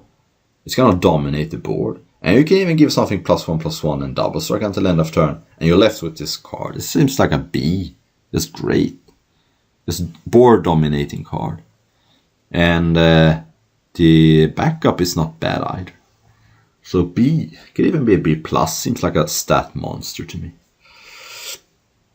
Furnace Gremlin, another uncommon. 1 and a red for a 1/2. You can pump it for 1 and a red for +1/+0. When it dies, you incubate X, where X is its power. So if you can never pump it, you don't have time. It's a 1/2 that dies into a 1/1. That's okay. And then you can pump it and get more. I mean, if you play this attack, pump it and trade, you are almost 2 for 1 in your opponent. Seems like a B-, pretty solid. It's a little clunky, but I can see the potential here, and maybe you can even make it a 5/2, and then you get a 5/5. That's pretty good. Furnace Host Charger, 5 red for a 5/5 with haste, mountain cycling 2. Alright, not bad either. Another C+. I mean, a 5/5 haste is not bad at all. It's like the Lava Serpent from Ikoria, except this one is worse because you can... It's worse in some sense. It's not strictly worse, but because that card has cycling, so you can get any cover. Maybe you really want a mountain. I think it's a C+ though. Pretty solid. I mean, a 5/5 haste hits for a lot. Furnace Rain. So here's the Act of Treason that could work in a black-red deck. 2 and a red for a sorcery. You gain control of a creature, untap it, and gives haste. And with this combo, some shall play or battle, you get a treasure. Alright, so that gives you some extra fodder. It is uncommon, which is important, and it probably kills the deck. I found that if the black-red deck works, you need to have the Act of Treason be common, because it was uncommon in the last set and it didn't work. I mean, it's a good card in a black-red deck, then it's like a B-. So it's like a build around B-, but in most decks it's mostly a D. Maybe you want the Act of Treason in some decks, but... if it was common, we could have had a black-red deck again. Hangar Scrounger, 2 and a red for 2/1 with backup 1. And whenever this creature becomes tapped, you may discard a card if you do draw a card. Yeah. It's like a 3/2 for free that can rummage when you attack with it. That's not great. I think this is one of the weaker backup cards. I'm gonna give it a C-. Seems kind of mediocre. Because the creature left with, if you're putting the backhand counter or something else, is just too weak. It is a playable, but it's like C-. Into the Fire, 2 and a red for a sorcery. Choose one. It is 2 damage to each creature, planeswalker, and battle. So it's like a mini sweeper. Or put any number of cards from your hand at the bottom of the library and draw that many cards +1. Great card. I mean, I like the flexibility here. If you want a Pyroclasm, you can have it. But if you don't want or need a Pyroclasm, you can cast it like a Valakut Awakening. Reload your hand. You can also, you don't have to put in your entire hand, which this card sometimes makes you do. You can put any cards you want, then draw an extra card. I think it's a really solid card. I'm gonna give it a B-. Really flexible. It doesn't get higher because 2 damage is a little too small ball for this. If it were free, I would be all over this card. Now I think it's a really solid card, but not a great one. Because no matter how you slice it, both of the effects are clunky. I love the fact that the effects are so dissimilar. So if you want sweepers or you want to reload cards, they are very disparate, which makes this card good. But neither of the cards is like backbreakingly great. So I'm going to give it a B-. It's a good card though. Karsus Death Guard, 2 and a red for 4/3 with Defender. And if it has power 5 or greater, you can attack as though it didn't have Defender. So 4/3 Defender for free doesn't make too many people happy, especially not in red. If you can enhance it somehow, you're getting an undercosted card. This card seems mediocre though. I mean, I have to do a little bit of work. And then it's good, but it's like a C, build around C or something. Lithomantic Barrage, red mana for a sorcery. This spell can't be countered. It is 1 damage to target creature or planeswalker. It is 5 damage instead if that target is white or blue. So 1 mana, deal 1 is not good. That's usually never good in limited. Could be good in constructed, but never in limited. So this is a sideboard card. It's a great sideboard card, much better than the blue counter spell. It's like a sideboard B, where dealing 5 for 1 mana is just awesome. And even if it only hits half your opponent's creatures, that's still great. So it's like a build around B, I think. But I wouldn't play this in my main deck, I don't think. Unless I had a lot of rummaging. Alright, Marauding Dreadship. 2 and a red for a vehicle with haste. And when it ends battle, you incubate 2. So it has crew 2. So I guess you could use the incubate token to crew if you have the mana. But a 4/1 haste crew 2 is obviously not good. Question is, does the incubate token make up for that? You are up a card eventually, but you have to pay some mana and some time for that. I think this card is solid though. I think that you can eventually work your way around this to be up a card, because you can use your other creatures to crew this. So I think it's a C. I think it's a playable card, but it may not be the most aggressive card, because a 4/1 for free is aggressive, but you have to use other creatures to crew it the turn it comes into play. So yeah, I'm gonna give it a C, but it's a hard card to evaluate. Miran Banesplitter, 1 red mana for another flash equipment, so when it comes to play you attach it to a creature. Gets +2/+0 and equips for free. Yeah, this is not Bone Splitter, but it's Bane Splitter. I think it's okay, but I'm not super excited about it. It's equip free is a lot, doesn't give any toughness.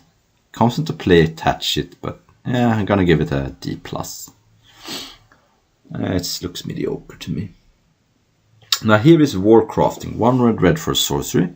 It deals 5 damage to target creature, planeswalker or battle.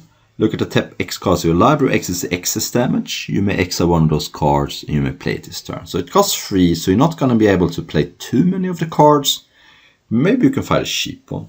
I mean, it is good though. A 3 mana deal 5 is a good card. And then sometimes you're going to get excess. I wouldn't be too hung up on getting an extra card. Like if my opponent has a good 5 toughness card, I'm probably just going to kill that. But sometimes you're going to get an extra card. You can play a land with this too. So if you kill like a 3-drop, something with 3 toughness, you're going to get a land. I think it's a B+, though. It's a really solid removal spell that gives you extra value. But it's probably just a B. 5 damage, sorcery speed is about a B. And I don't think the ability makes it that much better. Yeah. More a constructor card probably. I mean, still good in limited, but it's better in constructor, I think, where you can hit and get extra value. Onaki Javelineer, 4 red for 5/4 reach, and it taps to deal 2 damage to target player or battle. Okay, I kind of like this one. I mean, it's not the most aggressive card in a 5/4 reach for 5, but it does tap to deal damage to your opponent or battles. So I kind of like this one. I think it's a C+. It could be really good in a mid-range deck where you can both protect. It protects you and it attacks your opponent's life total. So I think it's pretty solid C+. Raul's Reinforcement, 1 red for sorcery, you get 2 1 blue and red elemental creature tokens. This type of card is usually fine. It's never great like this Dragon Fodder style effect, but it is a spell that creates creatures, and that's good for like prowess, and seems like a C. It's just a okay card. But it could be a C+ in some deck that wants tokens or non-creature spells. And it plays pretty good with Convoke too, getting 2 1/1s. That can tap to add either blue or red, by the way. So maybe red-blue. Ramusian Greatsword, 4 red for another equipment. Convoke, and gets +3/+1 and has Trample, equipped too. So skeptical about this card. It's very clunky. It doesn't come into play as a creature, but yeah, Convoke helps a little bit. I think this is mediocre though. It's my first instinct. I'm gonna give it a D+. Rampaging Raptor, 2 red for 4/4 Trample Haste. Wow. And 2 red pump it for +2/+0. And if that wasn't enough, if it is combat damage to an opponent, it is that much damage to target planeswalker that plays controls or battle. Yeah, it's a stat monster. 4/4 Trample Haste for 4 is just fantastic. And then it pumps, like so. On turn 6, you can make this into 8 power Trample. Seems like an A- to me. Just super. I mean, A- if you are aggressive. But it's good in every deck, of course. Because even better if you want to attack. And if you can get this on turn 4, get a hit in, then your opponent is going to take an insane amount of damage later in the game. Okay, fantastic. Great aggressive card. Redcap Heal Slasher, 3 red for a 2/1 with backup 1 first strike. So a 3/4 first strike for 4 is fine. Or you can put something else and that gets a hit in. This is the type of card where I probably want to put the counter on itself most of the time, because a 3/4 first strike is much better than a 2/3 first strike. The way the first strike works, and the card you put a counter on doesn't get to keep first strike. So I think it's a C. It's a solid card. I would put a counter on itself most of the time. Scrappy Bruiser, 3 in red for a 3/4, and when it attacks up to 1 target attacking creature get +2/+0 and gets trampled until the end of turn. Return that creature to its own hand at the end of combat. So that could be itself, but it's pretty powerful because if you're giving something plus and trample, your opponent's going to be somewhat incentivized to block that card, and then it's not a downside. Seems pretty good though. It's like a C+. I don't think it's fantastic, but it does have a lot of potential though. And I don't think there's too much dream of targeting something and with that comes to playability, because then your opponent probably just going to block it. Searing Barb, 2 in a red for a sorcery. It is 2 damage to any target. If it's a creature it can't block this turn, incubate 1. So you most of the time want to kill something. Making something just not able to block is not that great. But you are up a resource. It is a very small resource. It's like 5 mana for a 1/1 that dealt 2. This seems mediocre, but I think it's like a D+. Seems pretty too low impact. 2 damage is just too little, I think. Even if it can't block.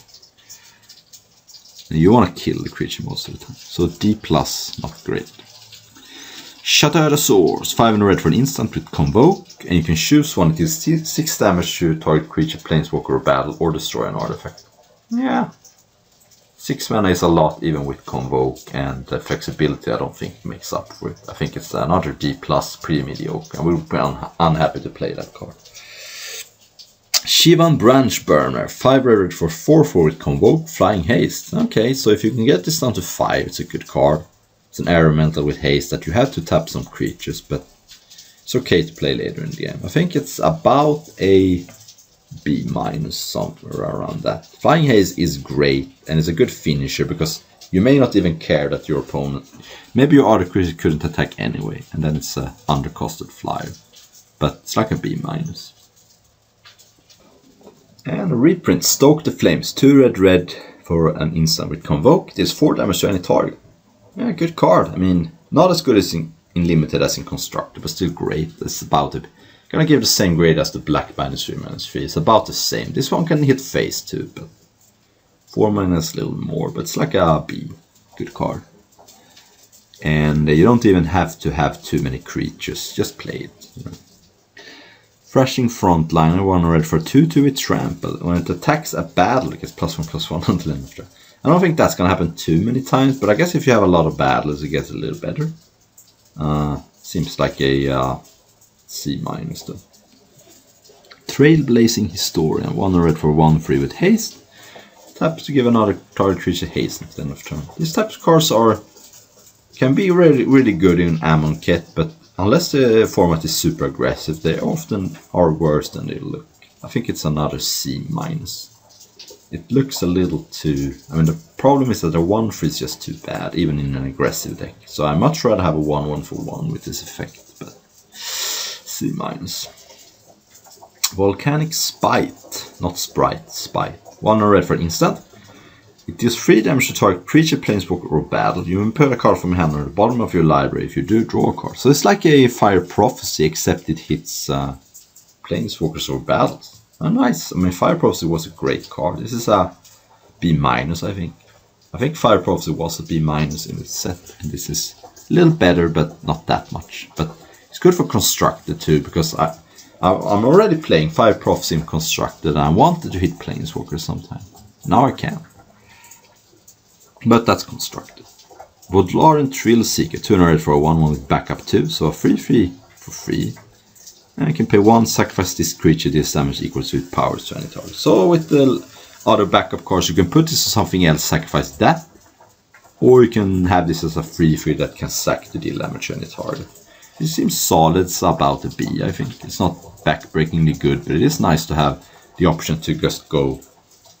You can play this, put the counters on like a 6/6 or a 5/5, and then deal 7 to your opponent's face. That could be very good. It's like a B. But damage doesn't go in the stack anymore, so it's not gonna be dominate the game, you know. War Train Slasher, 3 red for a 4/3 menace, and when it attacks or a battle double its power until end of turn. Seems good. I mean, a 4/3 menace for 4 is much better than a 2/4 menace for 4, because the 4 power means that it's harder. If your opponent double blocks, may have to lose 2 creatures, which isn't the case with the 2/4. Seems like a C+. Seems like a really solid beater. And the last red card is Wren's Resolve. 1 red, sorcery, exile the top 2 cards of your library until the end of your next turn you pay those cards. So it's like Reckless Inputs. And it's a good card. I think it's a C+. You are up a card if you can play the card, so it gets better if you have a lower curve. But it's a solid card advantage card, and you want it with cheap cards, but it ended up being pretty good the last time we have it, so it's a C.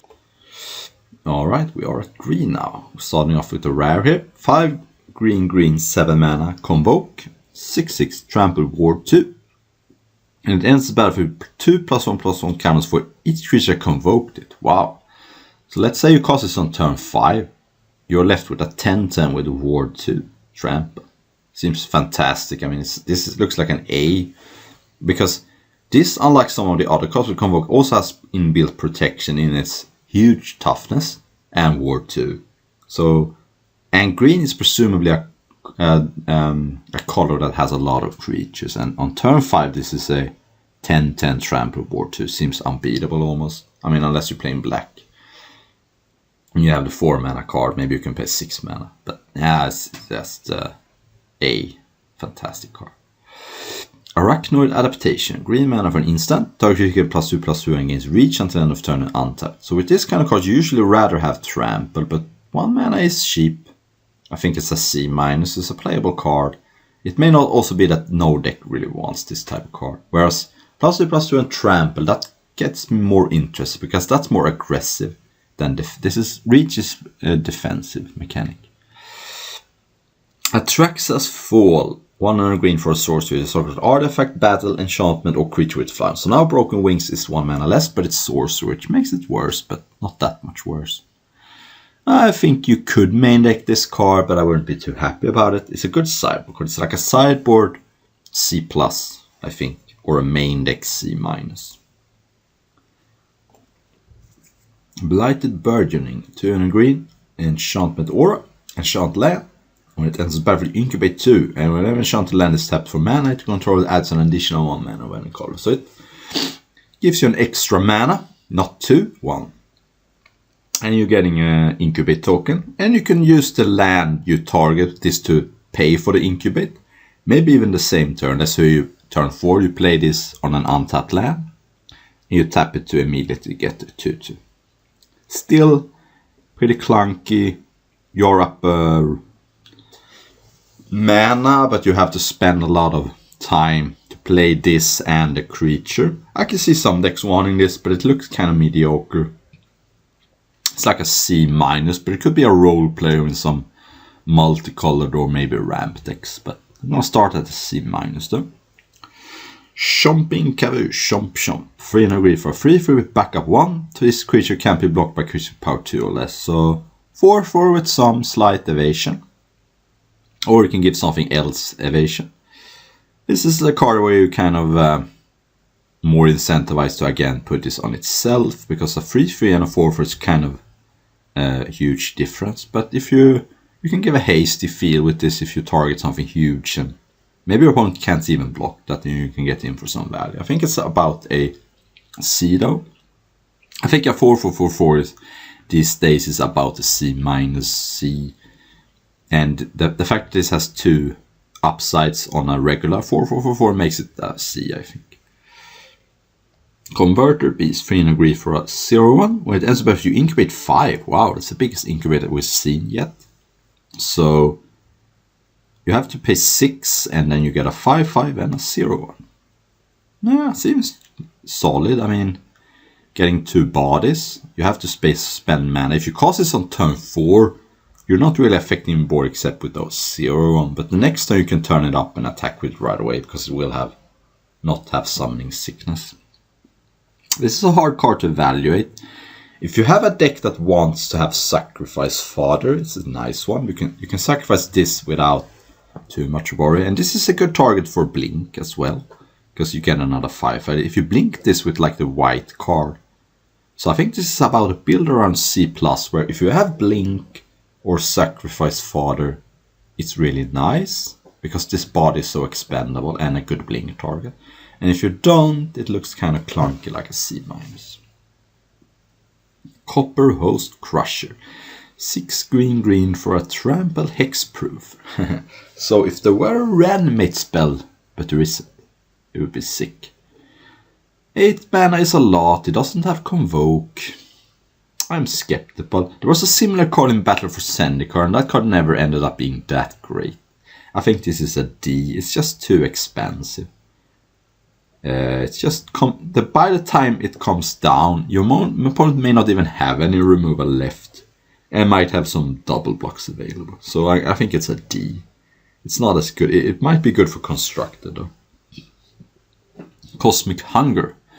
1 and a green for an instant. Target creature you control deals damage equal to its power to another target creature, planeswalker, or battle. So it's a bite, not a fight. So it's like the what was it called? Rabid Bite except instant. It's good. I think it's a C+.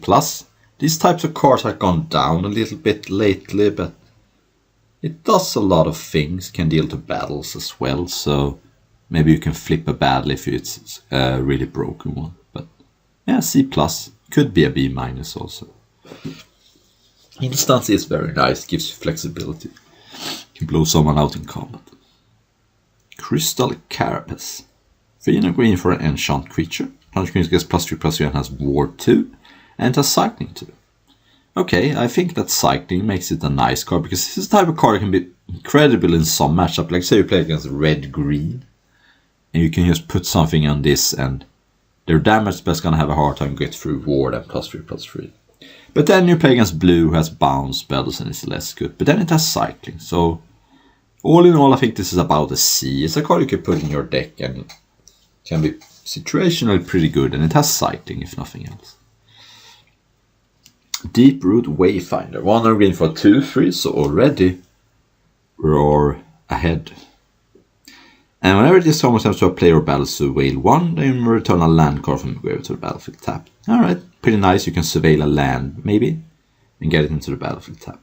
I don't think that ability is super great, because first of all, it's hard to hit. You need to almost hit a land with surveil, otherwise you're not going to have a land in your graveyard. Maybe there is Terramorphic Expanse, but... And also a 2/3 for 2 is not going to hit your opponent that many times. It is nice though. I mean, a 2/3 for 2 is a good card. I think it's a C+. As weird as it sounds, it's a 2/3 for 2 with a little bit of upside, not a lot.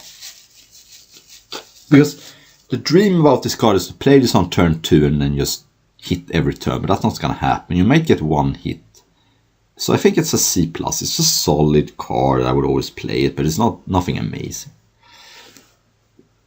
Doomscar Warrior. 2 green for a 4/3 rare. Backup 1 and trample. It's already 5/4 trample for 4. I'm in.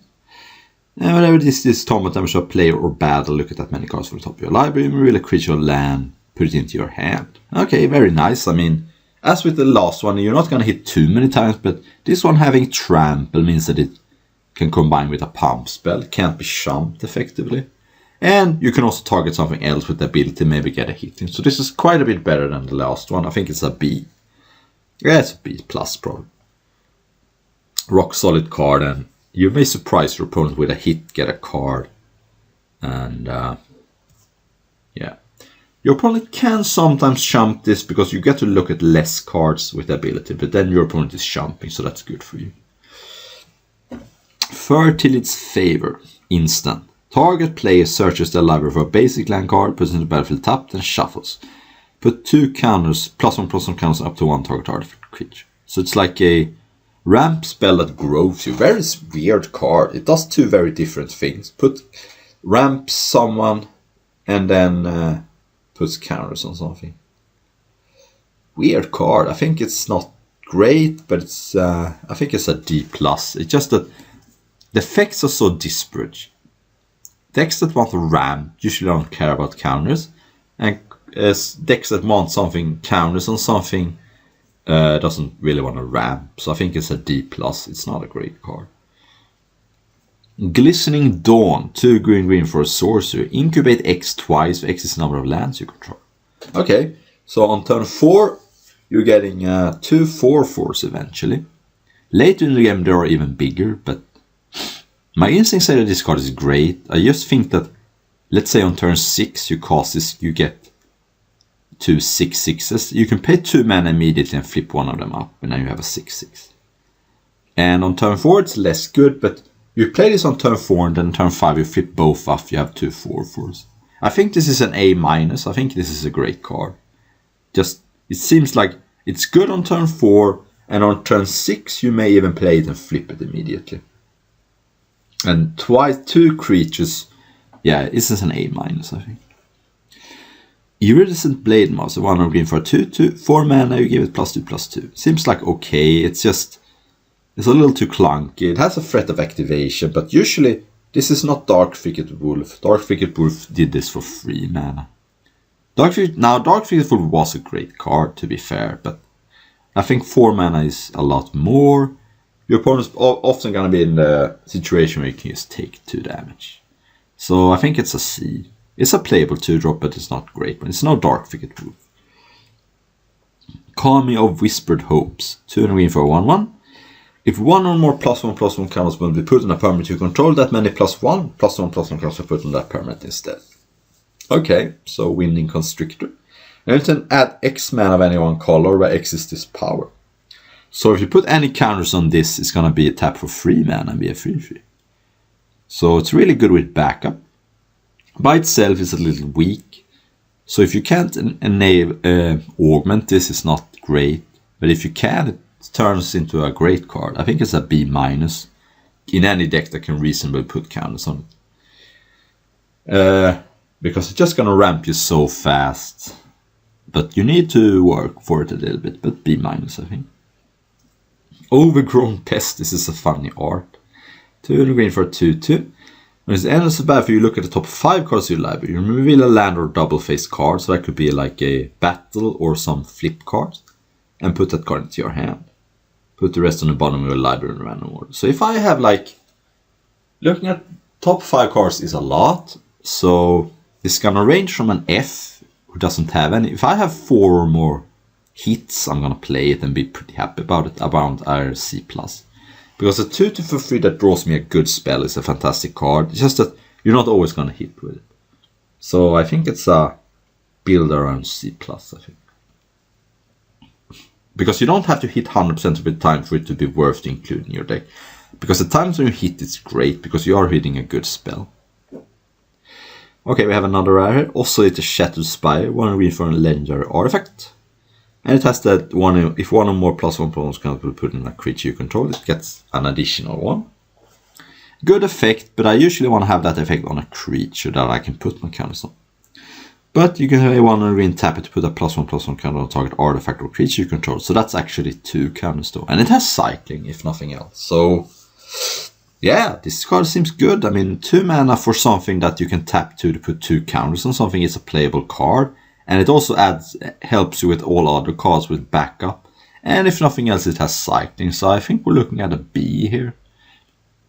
It can be pretty slow sometimes, but you're never unhappy with this card because it has cycling and can also help you other backup stuff. Placid Rottentate, we have a 1-drop here. Remember for a 1/1 with Vigilance. Gotta love 1/1 with Vigilance. And you can pay 3 mana, exile from your graveyard, put 2 counters on target creature. So that works with all the counter stuff we've seen. I think on balance this is worse than the black one, because I'd much rather have a 1/1 lifelinker than a Vigilance, because that works with pumps and counters. And then drawing a card is always good, whereas the counters as a sorcery speed might be not that good. I'm less excited about this card. I think it's a C-. It's not a terrible card to play. You can play it, and in a dream scenario you trade it off, but probably gonna champ and put something on a creature. But it's playable, it's good in a counter deck, I suppose. Portent Tracker, 1 green for 1/1. You taps to untap a land, so it's like a Voyaging Satyr. And you can then, or you can choose a battle, and you can remove a defense counter or add a defense counter. Yeah, it seems like a good card. It's a 2 mana dork. Then if you don't have use for the mana, you can just start accelerating your battles or slow down your opponent. Seems like a very good card. I think it's like a B- again. 1/1 is fragile, but you do get some utility for the battles things. Because if you don't have battles, maybe your opponent has. Ravenous Sailback, 4 and a green for a 3/4 dinosaur. And when it enters the battlefield, you can choose one. It can gain haste until end of turn. Or you can destroy an artifact or enchantment. Yeah, okay. Usually you get a 4/4 for this kind of deal, but giving it haste is nice, but it's not. A 3/4 haste for 5 is not a good card, particularly. It's solid though. I think it's a C+, but I could see siding it. I think it's a main deckable card just because how huge of a blowout it is if you kill something. But let's see, are the incubate tokens artifacts? Let me check. Yeah, okay. So I have, because it blows up incubate tokens, probably gonna bump it up to a C+, B-. No further than that. It's good, but I could also side it out if I don't see any good card.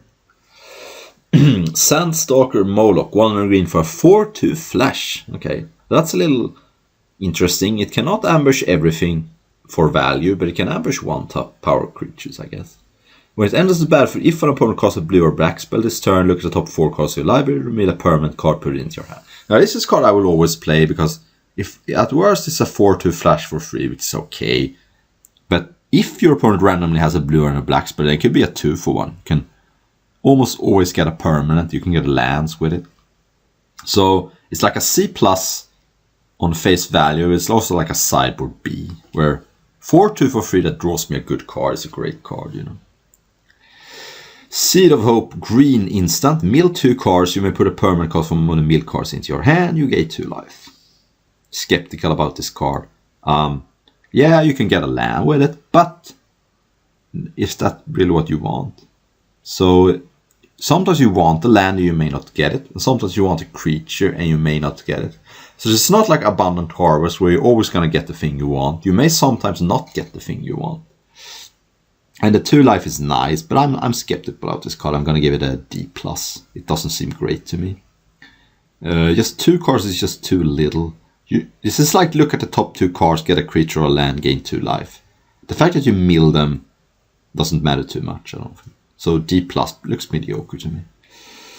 Serpent Blade Assailant, 2 and a green for a 2/1 with backup 1, Death Touch. So this one I would probably almost always put the counters on something else, because then I'm a 2/1 Death Touch and a 3/2 Death Touch is somewhat similar, but then you get to keep the counter. The fact that it gets Death Touch until end of turn doesn't matter too much, but it seems like a C-. It looks a little clunky and overcasted, but it's probably fine.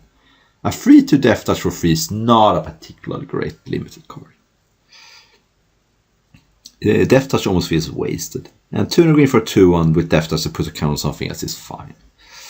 Storm the Seeker, 2 green sorcery. Distribute 4 counters among up to 4 target creatures you control. Creatures you control and vigilance and trample until end of turn. Yeah, this seems powerful. You want to have a lot of creatures, but imagine this with any of the doubling counters. I mean, one of them is rare, but anyway. Seems like a build around B. It could be one of the best cards in your deck, because giving trample to huge things is always nice, and vigilance means you can attack with impunity. So also love the art on this card. But yeah, I think it has a build around B, but in a little slower deck that doesn't use the counters too well, I will give it an F. But it has potential. Streetwise Negotiator, 1 green for 0/2 with backup 1. And this creature assigns combat damage equal to its toughness rather than its power. So this is a 3/3 for 2. Or you can put the counter on something else, but then it's only for the turn. So I would almost always put the counters on this itself. So a 3/3 for 2 mana is about a B-, I think. It's just a fantastic card on turn 2. And this one has extra utility later in the game. You may want to get a 2/2 plus a counter on something else, even if the ability doesn't matter too much. Okay, Tandem Takedown, 1 green for instant. Up to 2 target creatures you control each get +1/+0 until end of turn. They each deal damage equal to power to another target creature, planeswalker, or battle.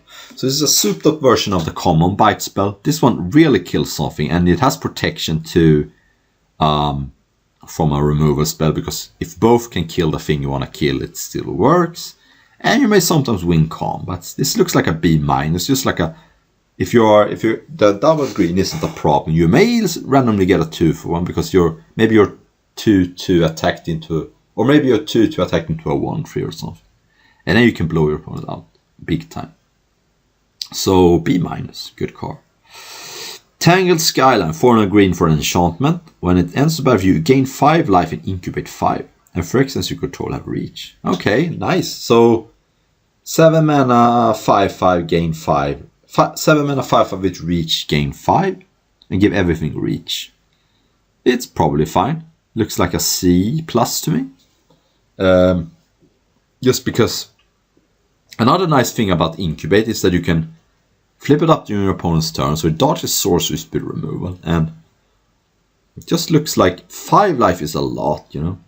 And then giving other Phyrexians reach could be nice. Maybe I'm overrating it, but I think it's a C+. Timberland Ancient, 4 green for a 6/5 reach trample, and it has forest cycling too. Okay, yeah. Gonna get a C+ like the other ones. Reach and trample is 2 abilities that drag in different directions, but it is nice that it's flexible against flyers and it can't be jumped. So, and also forest cycling. So C+ again. Tribute to the World Tree. Green. Uh-oh, this is gonna be hard. Enchantment. Whenever a creature enters the battlefield under your control, draw a card if its power is 3 or greater. Otherwise, +2, +1 counters on it. I mean, it's obviously very powerful, but if I'm mono green, it seems like an A-, but how often am I going to be mono green? If you're mono green and cast this on turn 3, you're probably going to win because all your big creatures are going to draw you into more cards, which is going to mean more creatures, and all your small creatures are going to get huge. So I think if I'm mono green, it's an A-, and I might actually first pick this one. I think it's insane. If I'm not mono green, I probably can't play it, because if you cast this on turn 6, it's so much worse because you had already had to play a lot of your creatures probably, so it's not going to trigger as many times. So if you're mono green, it's a build around A- in that sense. Vengeant Earth, 1 green for an instant. Target creature land you control becomes a 4/4 elemental creature with haste, and it must be blocked this turn. This is so much worse than the blue trick because you're not drawing a card, and having to be blocked doesn't always matter. I think this is a D-, very poor card. War Historian, 2 green for a 3/3 reach. So already I'm kind of excited. And it has indestructible as long as it attacks the battle this turn. Okay. So that's an offensive ability, but it's nice. I think it's a C+. A 3/3 reach for 3 is just good. You may think that 3/3s for 3 aren't good, but reach just adds you so much value. I remember Magning of Sentry, and this, I mean, I much prefer a 3/3 reach for 3 than a 4/4 reach for 4. And the ability is not nothing. Just kind of annoying for your opponent. So C+ for War Historian looks like a pretty solid card for green decks, just to not to die to flyers. Vori Thespian, 1 green for 3/1. When it enters the battlefield or dies, surveil 1. So it's a 3/1 with some upside. I mean, scrying 1, and then when it dies, it does the same. Seems like a C. A card you can definitely put in your deck, because a 3/1 trades up pretty nicely, and getting some value for that is nice, and you're not paying a huge of a cost. I mean, a 3/1 for 2 isn't particularly what green wants. When I get extra value added on top of that, it doesn't take much. So I think it's a playable card, a C. Wildwood Escort, 4 green for a 3/3. When it enters the battlefield, return to a creature or battle card from your graveyard to your hand. Wow, so green get Gravediggers now. And it would die, exile it instead, so no recursion. But wow, a 3/3 Gravedigger for 5 like War and Pilfers that can even get back battles. Seems like a B-, just great card. I mean, War and Pilfers was awesome, and this is like a 3/3 for 5 that grows back a creature or a battle. B-, probably the best green common. And last up we have a Planeswalker, Wrenn and Realmbreaker. 3 mana, so 1 green for a 4 loyalty, and it has a lot of loyalty to it. This is Oko again. Has static. Lands you control have 1 mana of any color, so this is going to enable splashes if that's what you want. It's not going to help you with the green because you need double green for this, but the static ability is not backbreaking, but it's a little added value. +1. Up to one target land you control becomes a 3/3 elemental creature with vigilance, hexproof, and haste until your next turn. It's still a land. Okay, so that's not Oko because you don't get to keep the creature, but you can attack with it. It even gives you haste, so you can't even misplay and target the land that comes to play this turn. And you can block with it too because it's until your next turn. I mean, that's a nice ability. It's a little too aggressive for what green wants, but who cares? That's just great. You can't untap the land, so if you cast this on turn 3, you're not going to be able to do much, but okay. -2. Mill 3 cards. You may put a permanent card from one mill cards in your hand. That's nice. That's card advantage. You can put lands if that's what you want. You can put a good creature. You can't get cards that already was in your graveyard, but milling 3, you're almost always going to get something. So that's probably the thing you're going to do if you cast this on turn 3. -7 emblem. You may play lands and cast permanent cards from your graveyard. I don't think that's an ability that you should ignore. You could just go +++, because the +1 protects Ren, because you're getting a 3/3 with hexproof. So it's going to protect Ren really good. And if you can go +++ starting with turn 3, and then this emblem probably wins the game. So I don't think the emblem should be ignored, although you may -2 for some value. Yeah, this looks like an A. It's the fact that it's just 3 mana. If this was 4 mana, it would be quite less good. But you can play this on turn 3 and then maybe get some value. And then you're left with this card that creates a 3/3 every turn. So yes, the 3/3 doesn't stay a 3/3, but if you can plus this every turn, it's like you have a 3/3 that drew you a card. And that's a threatening emblem. I think I'm going to give it an aid. It's a good card. We are at Multicolored now. And we have some legendary creatures here. Baral and Karisev. 1 blue-red for a 2/4 with first strike menace. So we're looking at a decent card, not a backbreakingly good card, but we'll see what else it does. Whenever you cast your first instant or sorcery spell each turn, you may cast a spell with lesser mana value that has a card type with it from your hand without paying its mana cost. If you don't, create first mate dragon and a legendary 2/1 monkey pirate creature token against haste. So, I mean, this is a good card. If you're casting a spell, you're getting at least a 2/1 with haste, and that's just adding on top of a 2/4. I mean, you can't do that infinitely because this is legendary, but if the 2/1 trades off, you can get another 2/1. And if not, you get to cast a spell with lesser mana value for free. So if I'm heavy spells, looks like an A-. And if I'm not paying. I mean, a 2/4 first strike mana is just a decent card. It's not insane, but I think it's a builder on A-. If you're casting spells, you're getting extra value, be it in the form of mana or a 2/1. That if it dies, you can get another 2. Now we have Barborygmos and Fubeltip. 2 blue-green-red, so Teamer for a 6/5. So as the battlefield attacks, draw a card, and you may discard any number of land cards. When you discard one or more land cards this way, it is twice that much damage to target creature. So that's just insane. You get to draw a card, and then if you want, you can discard excess lands and deals like 2 damage. And 2 cards is 4. And then you can pay 1 blue, put it into its own library third from top. So I guess you could do that in response to a removal spell. You can't do it from your graveyard. That last ability is just kind of whatever. I mean, if you can do it in response to removal spell, okay. But yeah, seems like an if you can, it seems like an A-. It's good, but it's hard to cast. But if I am first pick this, I may be a base green deck with some mana production, and it's great. Alright, next we have Botanical Brawler. This is an uncommon. Green-white for trample, ends with 2 counters on it, so it's a 2 to trample for 2.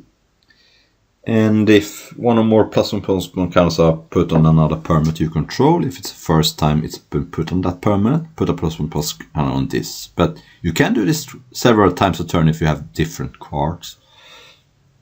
Seems like a builder on B-. It's a 2/2 trample that's gonna grow. And you have incubate tokens, you have a counters, themes, green. Seems like a B-.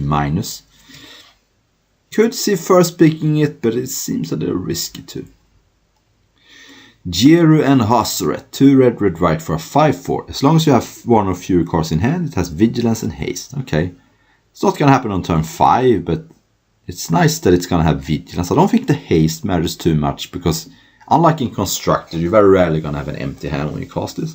But when it attacks, look at the top 6 cards of your library. You may exile a legendary creature card from among them. You may cast extra card without paying its mana cost. I think this is about a C+, B-. I don't think you're going to have too many other legendary creature cards. And it's not even going to have vigilance and haste, and it may not matter. It looks like a C+, which is weird, but I don't think it's a particularly great card. Drana and Linvala, 1 white black for a 3/4 flying vigilance. Already I'm pretty excited, even though it's hard to cast. Activate a bit of a creature your opponent's control can't be activated.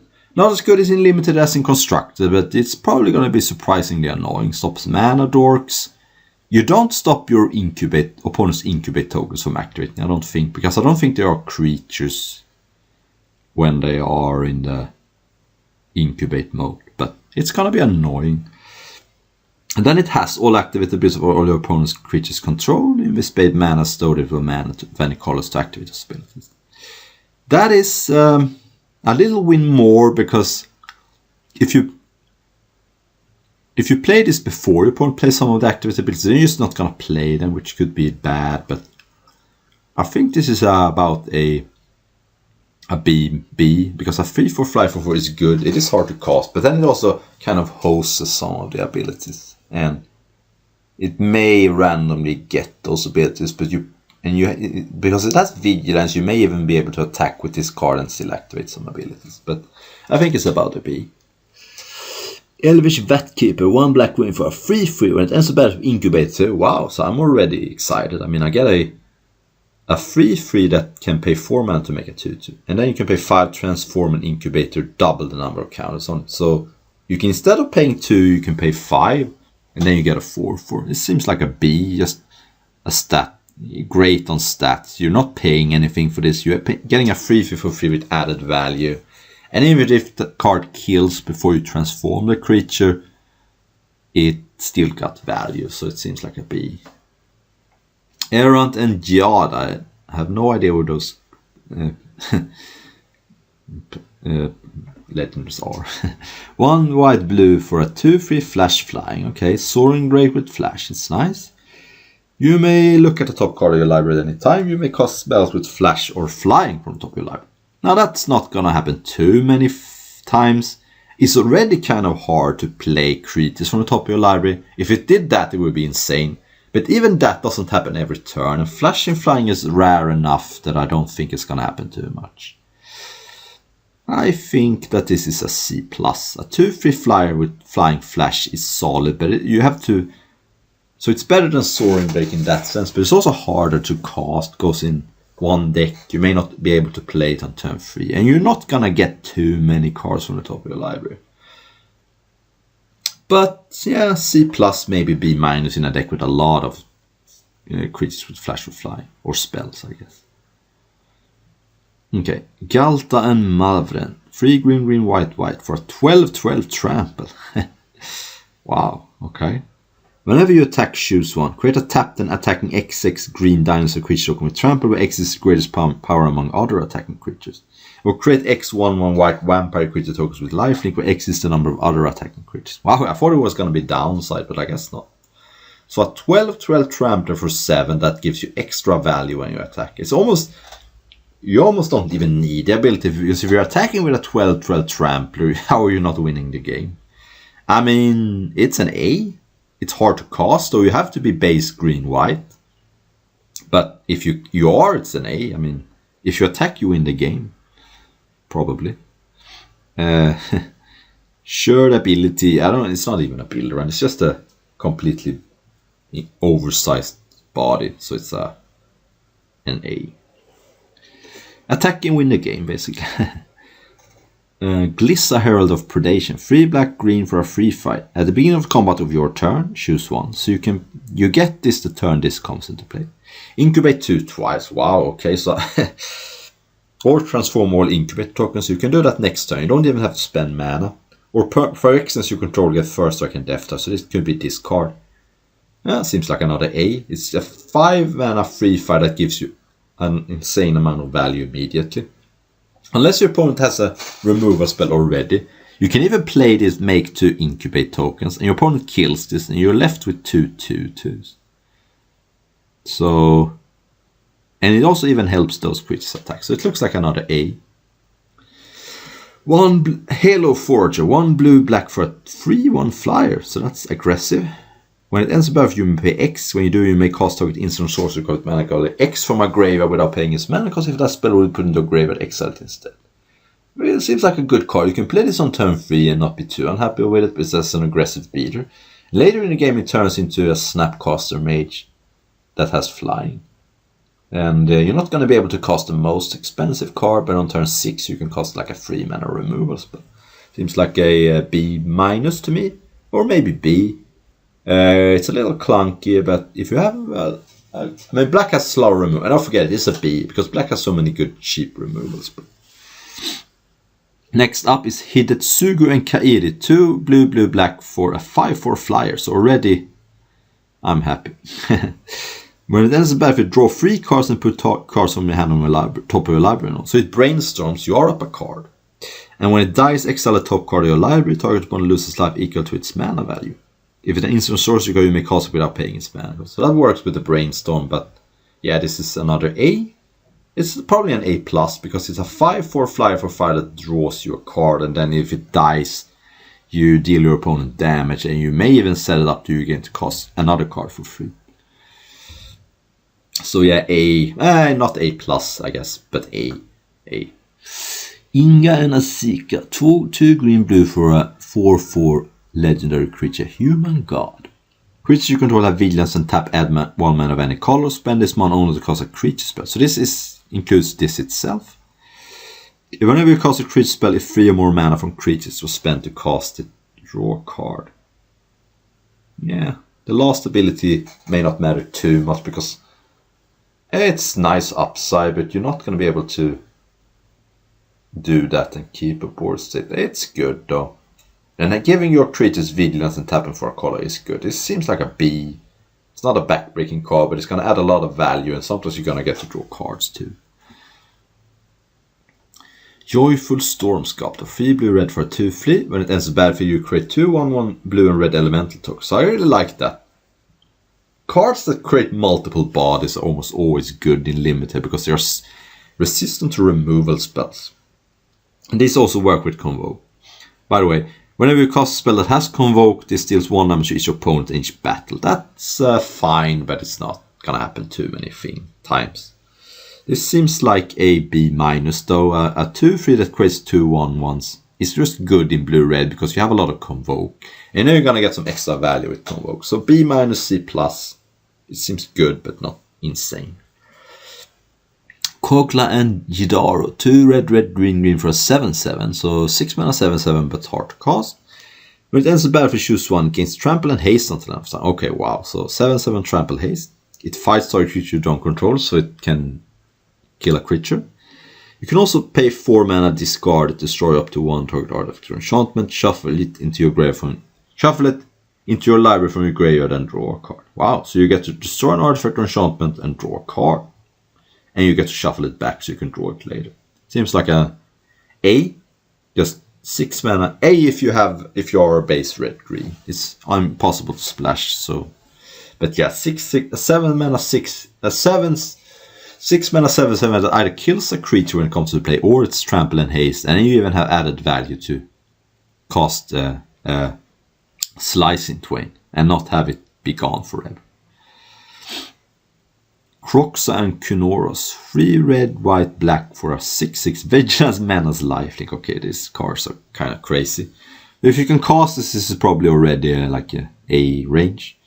When it ends the battlefield, you attack, you may exile 5 cards from your graveyard. When you do, return target creature card from your graveyard to the battlefield. That doesn't matter too much. You need 5 cards and on top of another creature, but still, Vigilance, Menace, Lifelink is good. It seems like a B+. It's just that Vigilance, Menace, Lifelink aren't the most insane. They are great, of course, but it's not like this has Death Touch, so I can see casting this card and still lose pretty easily. And it's hard to cast. Marshal of Zalfir, white blue for a 2/2. Are the knights you control with +1/+1? We saw a lot of knights in white. And you can pay white blue, tap another target creature. Seems like a solid card. It's a 2/2 for 2, so you're already not paying much, and then it has 2 good abilities. A B-, I think. The tap ability is a little expensive and clunky, but I like the fact that it buffs your knight while still activating the ability, so that is kind of nice.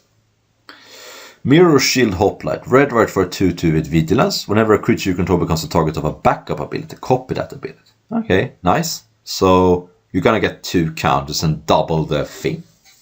I think it's a C+. I think a 2/2 Vigilance plus 2 is kind of mediocre and hard to cast, and you need other things, but it's gonna happen a lot of times. Only thing is, you're sometimes gonna want to put the backup build on the creature itself. So it's like a C+, I think. Mutagen Connoisseur, 1 green blue for a 0/5 flying vigilance, 0 power vigilance.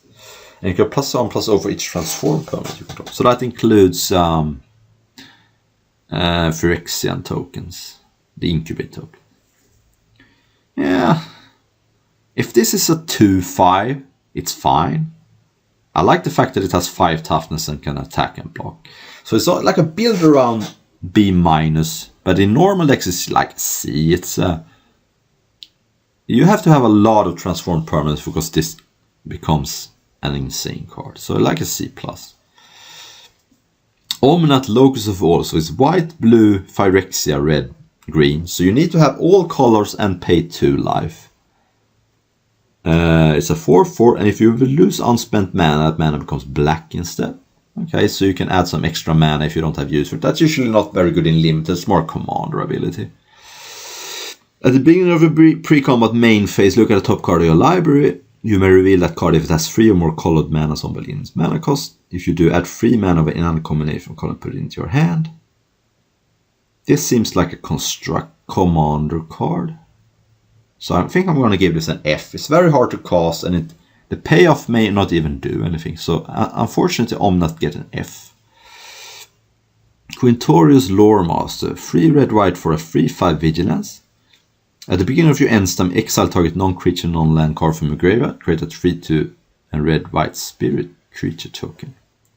Now, I'm not sure if you're getting the 3/2 if you're not exiling anything. That's confusing to me, but it seems decent though. You're gonna have some non-creature, non-land cards in your graveyard probably. You can pay 1 red-white, tap, sacrifice a spirit, which could be one of the ones you created. Choose target card, exile Quintorius, you may cast this card without paying its mana cost. If the card will be put into graveyard, put it on the bottom of its library. So it's not exile, because then you could just recast it again. Seems like a B+, a 3/5 for 5 that can create some extra tokens seems nice, but you're not always going to be able to create tokens if I understand the card correctly. I guess it's target, so you're not going to get a 3/2 if you don't have anything to exile. Rampaging Geoderm, for 2 red-green for a 3/3 trample haste. Whenever you attack, target attacking creature get +1/+1 until end turn, so it could be this itself. If it's attacking a battle, put a cannon on it instead. Yeah, seems like a C+, I mean. No, it's a 4/4 trample haste turn it comes into play. Yeah, no, I take that back. It's a B-. Okay, we have Rankle and Torbrand, 1 black, red for a 3/4 flying first strike haste. This card's exhaust me, but that's good. It's hard to cast, but flying first strike haste is just good. And when it is combat time, show a play or battle, choose any number. Each player creates a treasure token.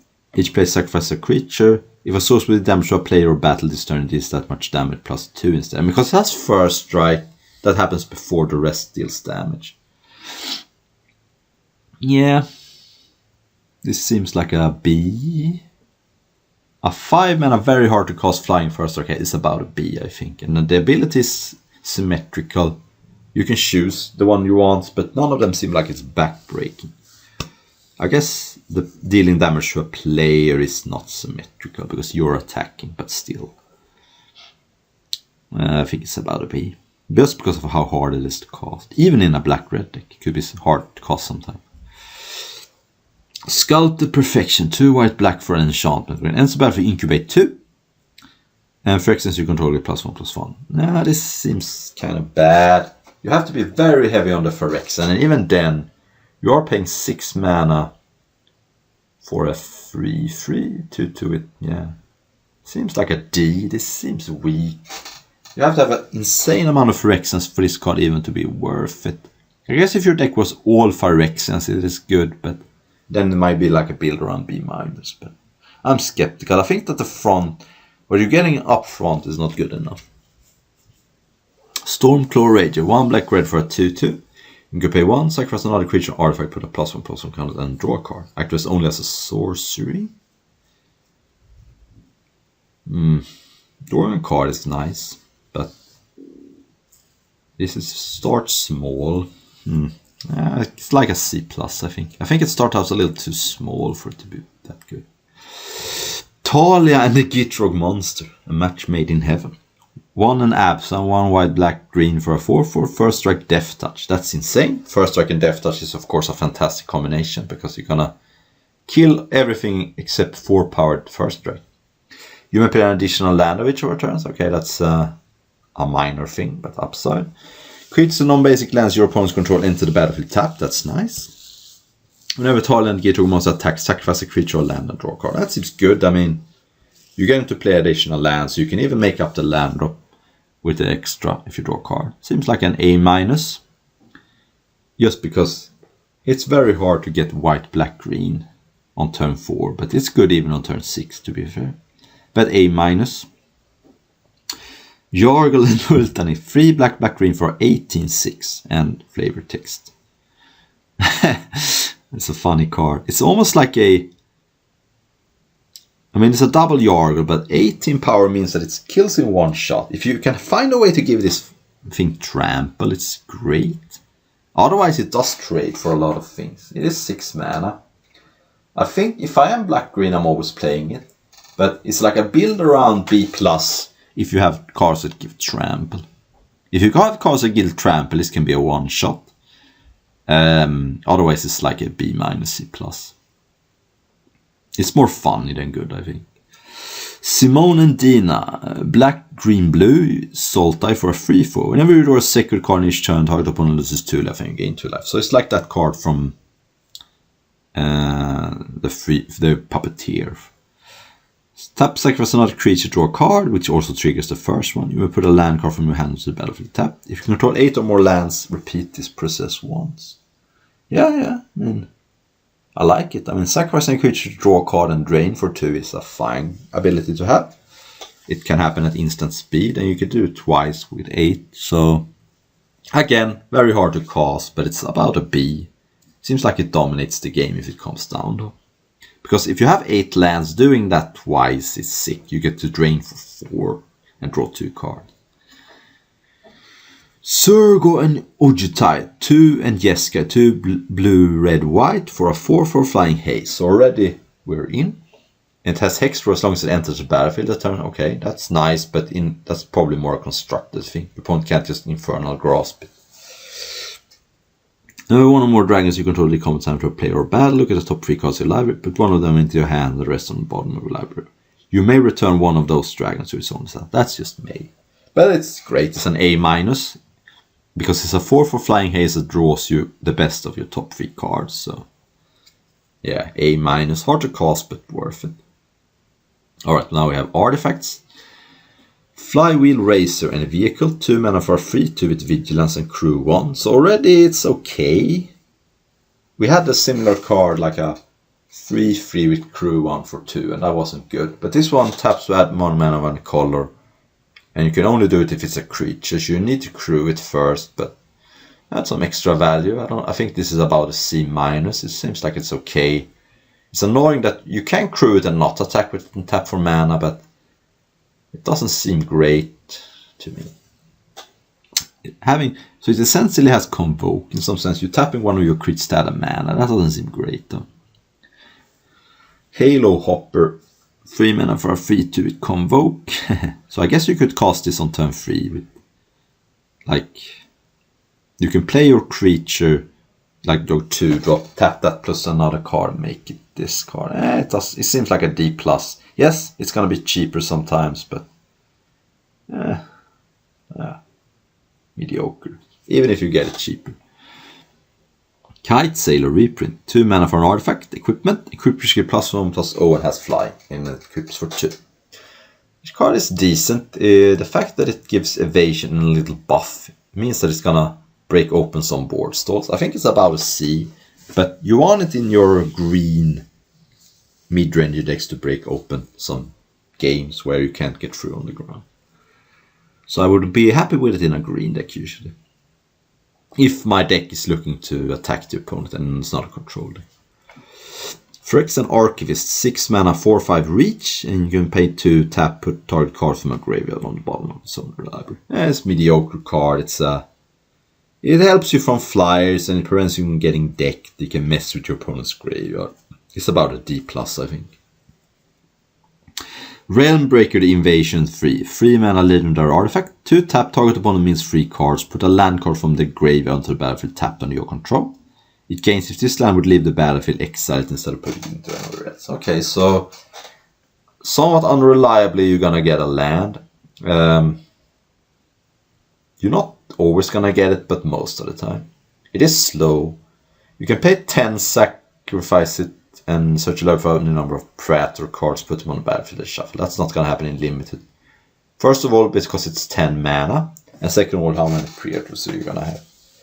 So, a 3 mana artifact at 2 taps and mill maybe? It seems like an F. It's just too slow and unreliable to me.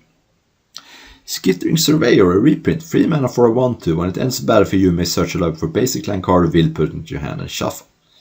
Really rock solid card. Just helps you splash. We don't have Historic in this set. So I think it's a C+. It's a really solid card, but I think the fact that we don't have Historic in this set is a little less good. It's still good though, it's a C+, I think. And the last Sword. Sword of Once and Future. 3 mana for an artifact equipment. Equipped should get +2/+1 and has protection from blue and from black. So finally we have Dimir Sword. Whenever a crit creature is common to a place Surveil 2, then you may cast an instant or sorcery spell with mana value 2 or less from your graveyard without paying its mana cost. If that spell will put into your graveyard, exile it instead. So it's pretty good in blue-black, I guess. This doesn't strike me as an insane sword. It is good. I think I would put this in all of my decks, like a C+. But if I'm specifically playing against blue-black, it's like an A-, because then it gets protection from everything. And if my opponent is one of the colors, about a B. But I don't think these swords are that insane in regular limited sets, where you can't abuse them with Stoneforge Mystic and stuff like that. But it's about a B-, I think. I think the swords are a little overrated in limited these days, because if you're not getting protection from an irrelevant color, it is kind of an overcosted equipment.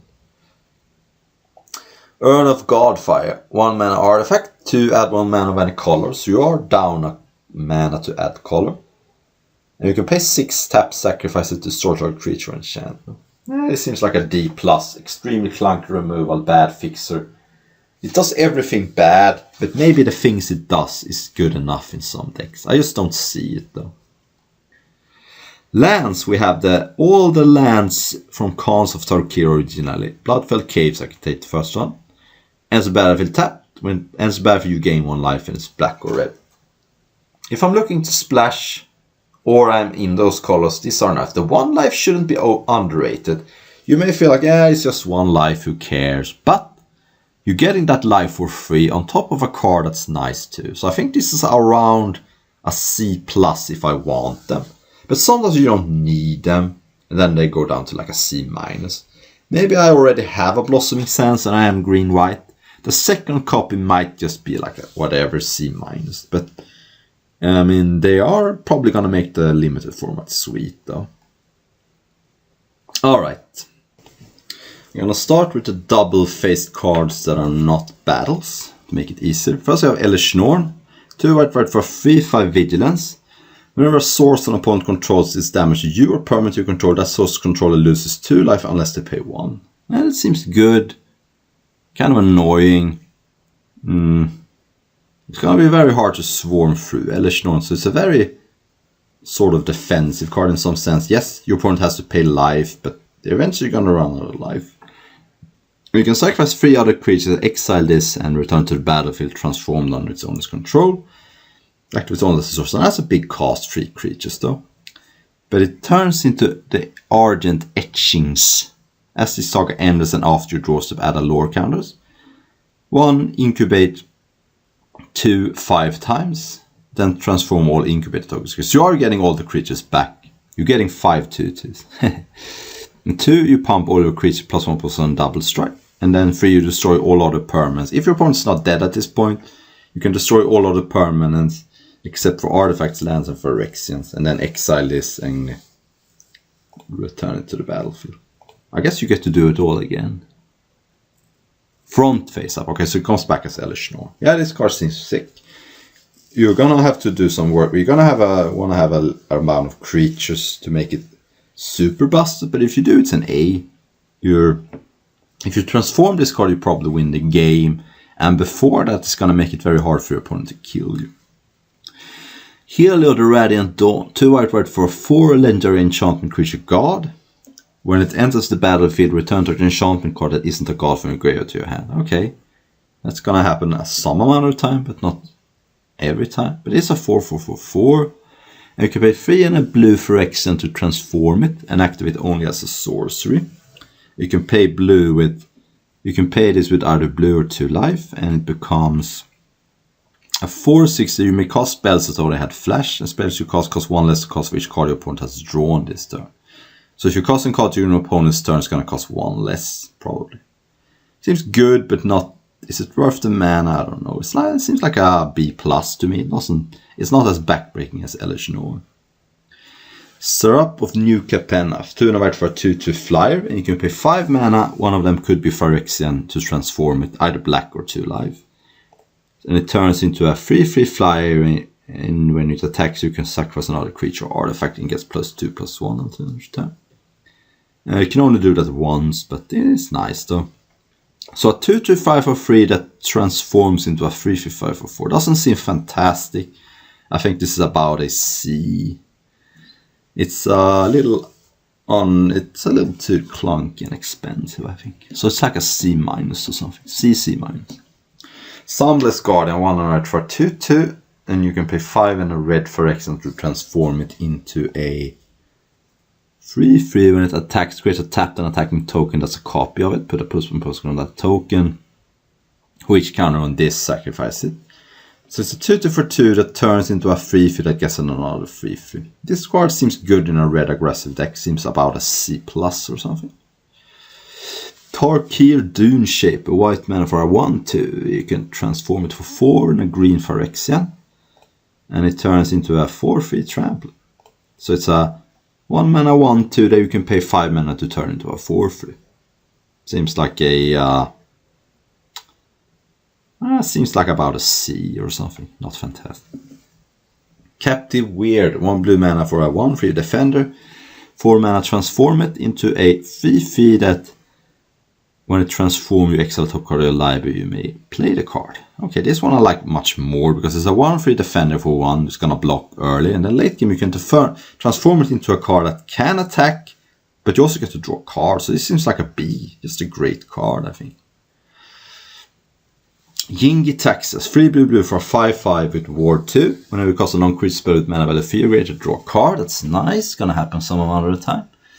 And you can pay 4 mana and flip it only if you have 7 or more cards in your hand. So that's not going to happen too often. And draw cards equal to the number of cards in your hand. Return all 9 Phyrexian creatures to their owner's hand. You may cast any number of spells from your hand without paying the mana cost, and then return it transformed as backside. Seems like about a B, I think. It doesn't seem backbreaking to me. Order of the Mirror, 1 and a blue for a 2/1 which transforms for 4, either 3 and a white or 3 and 2 life, into a 3/3 whenever it becomes blocked by a creature that gets -1/-1 until new turn. Probably is a little too aggressive for what this color wants to do.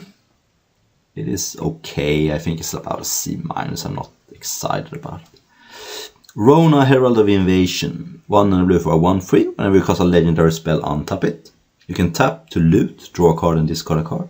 You can pay 6 mana to transform it into a 5/5 trample. When resource is damaged to this, that source is control exiles a card from the hand at random.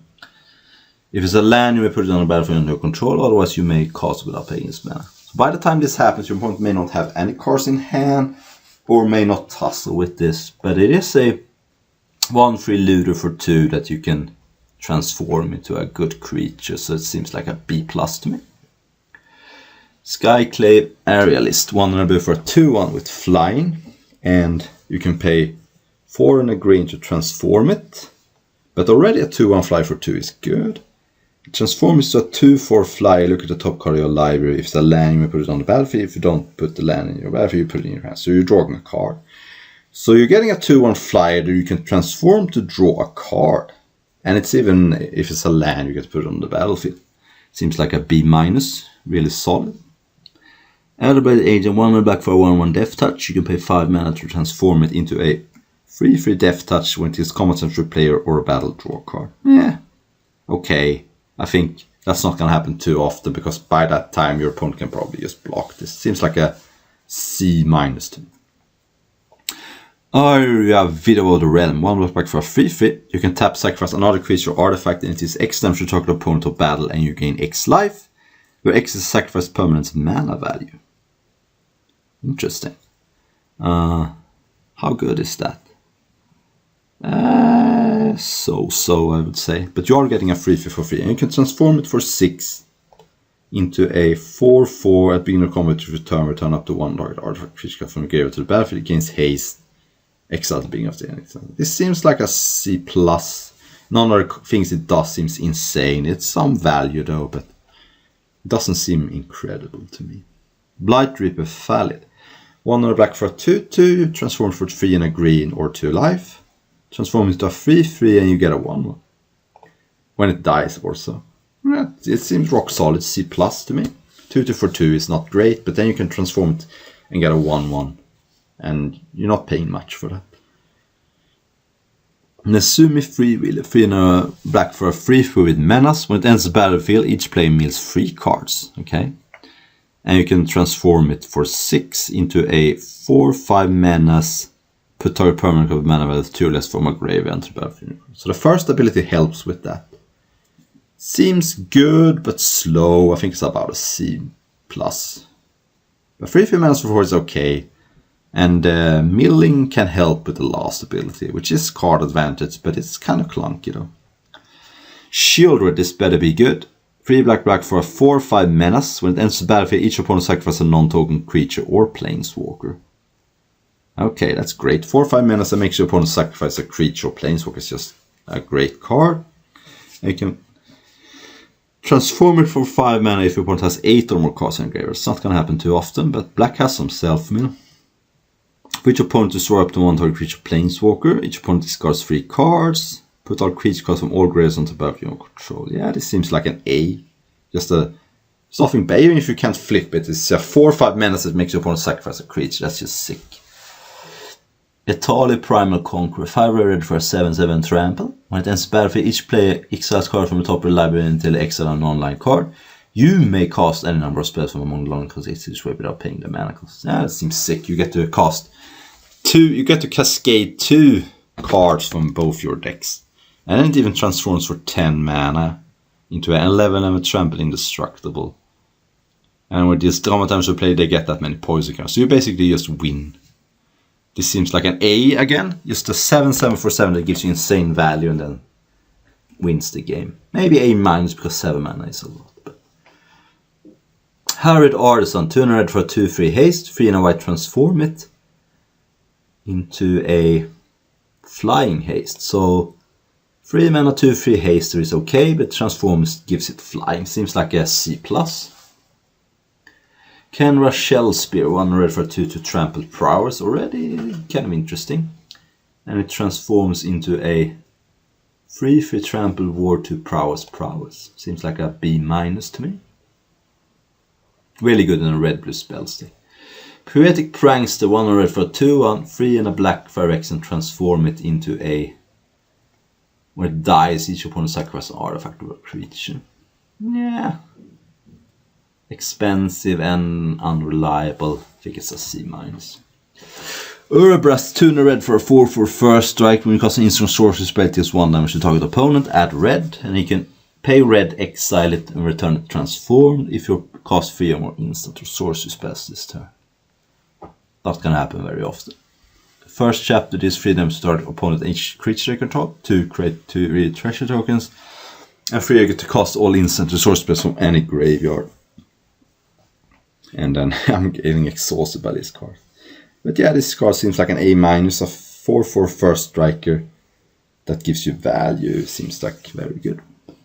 Bonded Herdbeast, 4 and a green for a 4/5. 5 transform it into a 7/5 menace. Yeah, seems like a C. Not great, little expensive, but does some work. Not Walderamit, 3 and a green for a 4/4. You can transform it for 6 into a 5/5 that pumps something else into a 5/5. I guess it could be itself, but why? Yeah, seems like another C. It's okay. It's a little too clunky to pay for not that much effect. It's nice that it pumps up something small, but it's another C. Herbology Instructor, 1 green for 1 query and spell for you gain 3 life. Okay, so already it's okay. And it transforms for 7 into a 3/3 that gives something -X, where this is discards power. Yeah, this card seems rock solid to me. A 1/3 for 2 that gains just 3 life is okay, but then it kills a 3 power creatures, 3 toughness creature. So that seems like a B- to me. Just so good early and then fine late. Polukranos Reborn, green for a 4/5 with reach, transforms for 7 into a reach lifelink. When it or another non-token hybrid control dies, create a 3/3 with reach and a 3/3 with lifelink. So it's like a worm coil, I suppose. But again, with that the green enchantment, you need to be mono green for this card to be as good. But if you do, it's like an A. Otherwise, it's like a B- or something. Vorinclex, 3 green for a 6/6 trampled reach. When it ends the battle, search your library for up to 2 forest cards, reveal and put them into your hand, then shuffle. And then you can pay 8 mana, exile it, return to the battlefield transformed. Actually, there's no restriction on this. So this card already seems like an A because it's a 5 mana 6/6 trample reach that you get 2 forests. 1, mill 10 cards, that could all kill you sometimes. Put up to 2 creature cards from among the mill cards onto the battlefield, but you're probably getting some value too. 2, distribute 7 +1/+1 counts among any number of target creatures you control. 3, until end of turn, creatures you control gain 1. This creature fights target creature you don't control. Yeah, this seems like an A. Could probably be an A+, just because it's almost... it's not an A+, because it doesn't attack insanely well, but the lands you're getting also help you to flip it. Alright, I'm just so exhausted. I'm gonna do the battle separately. So, hang around for that.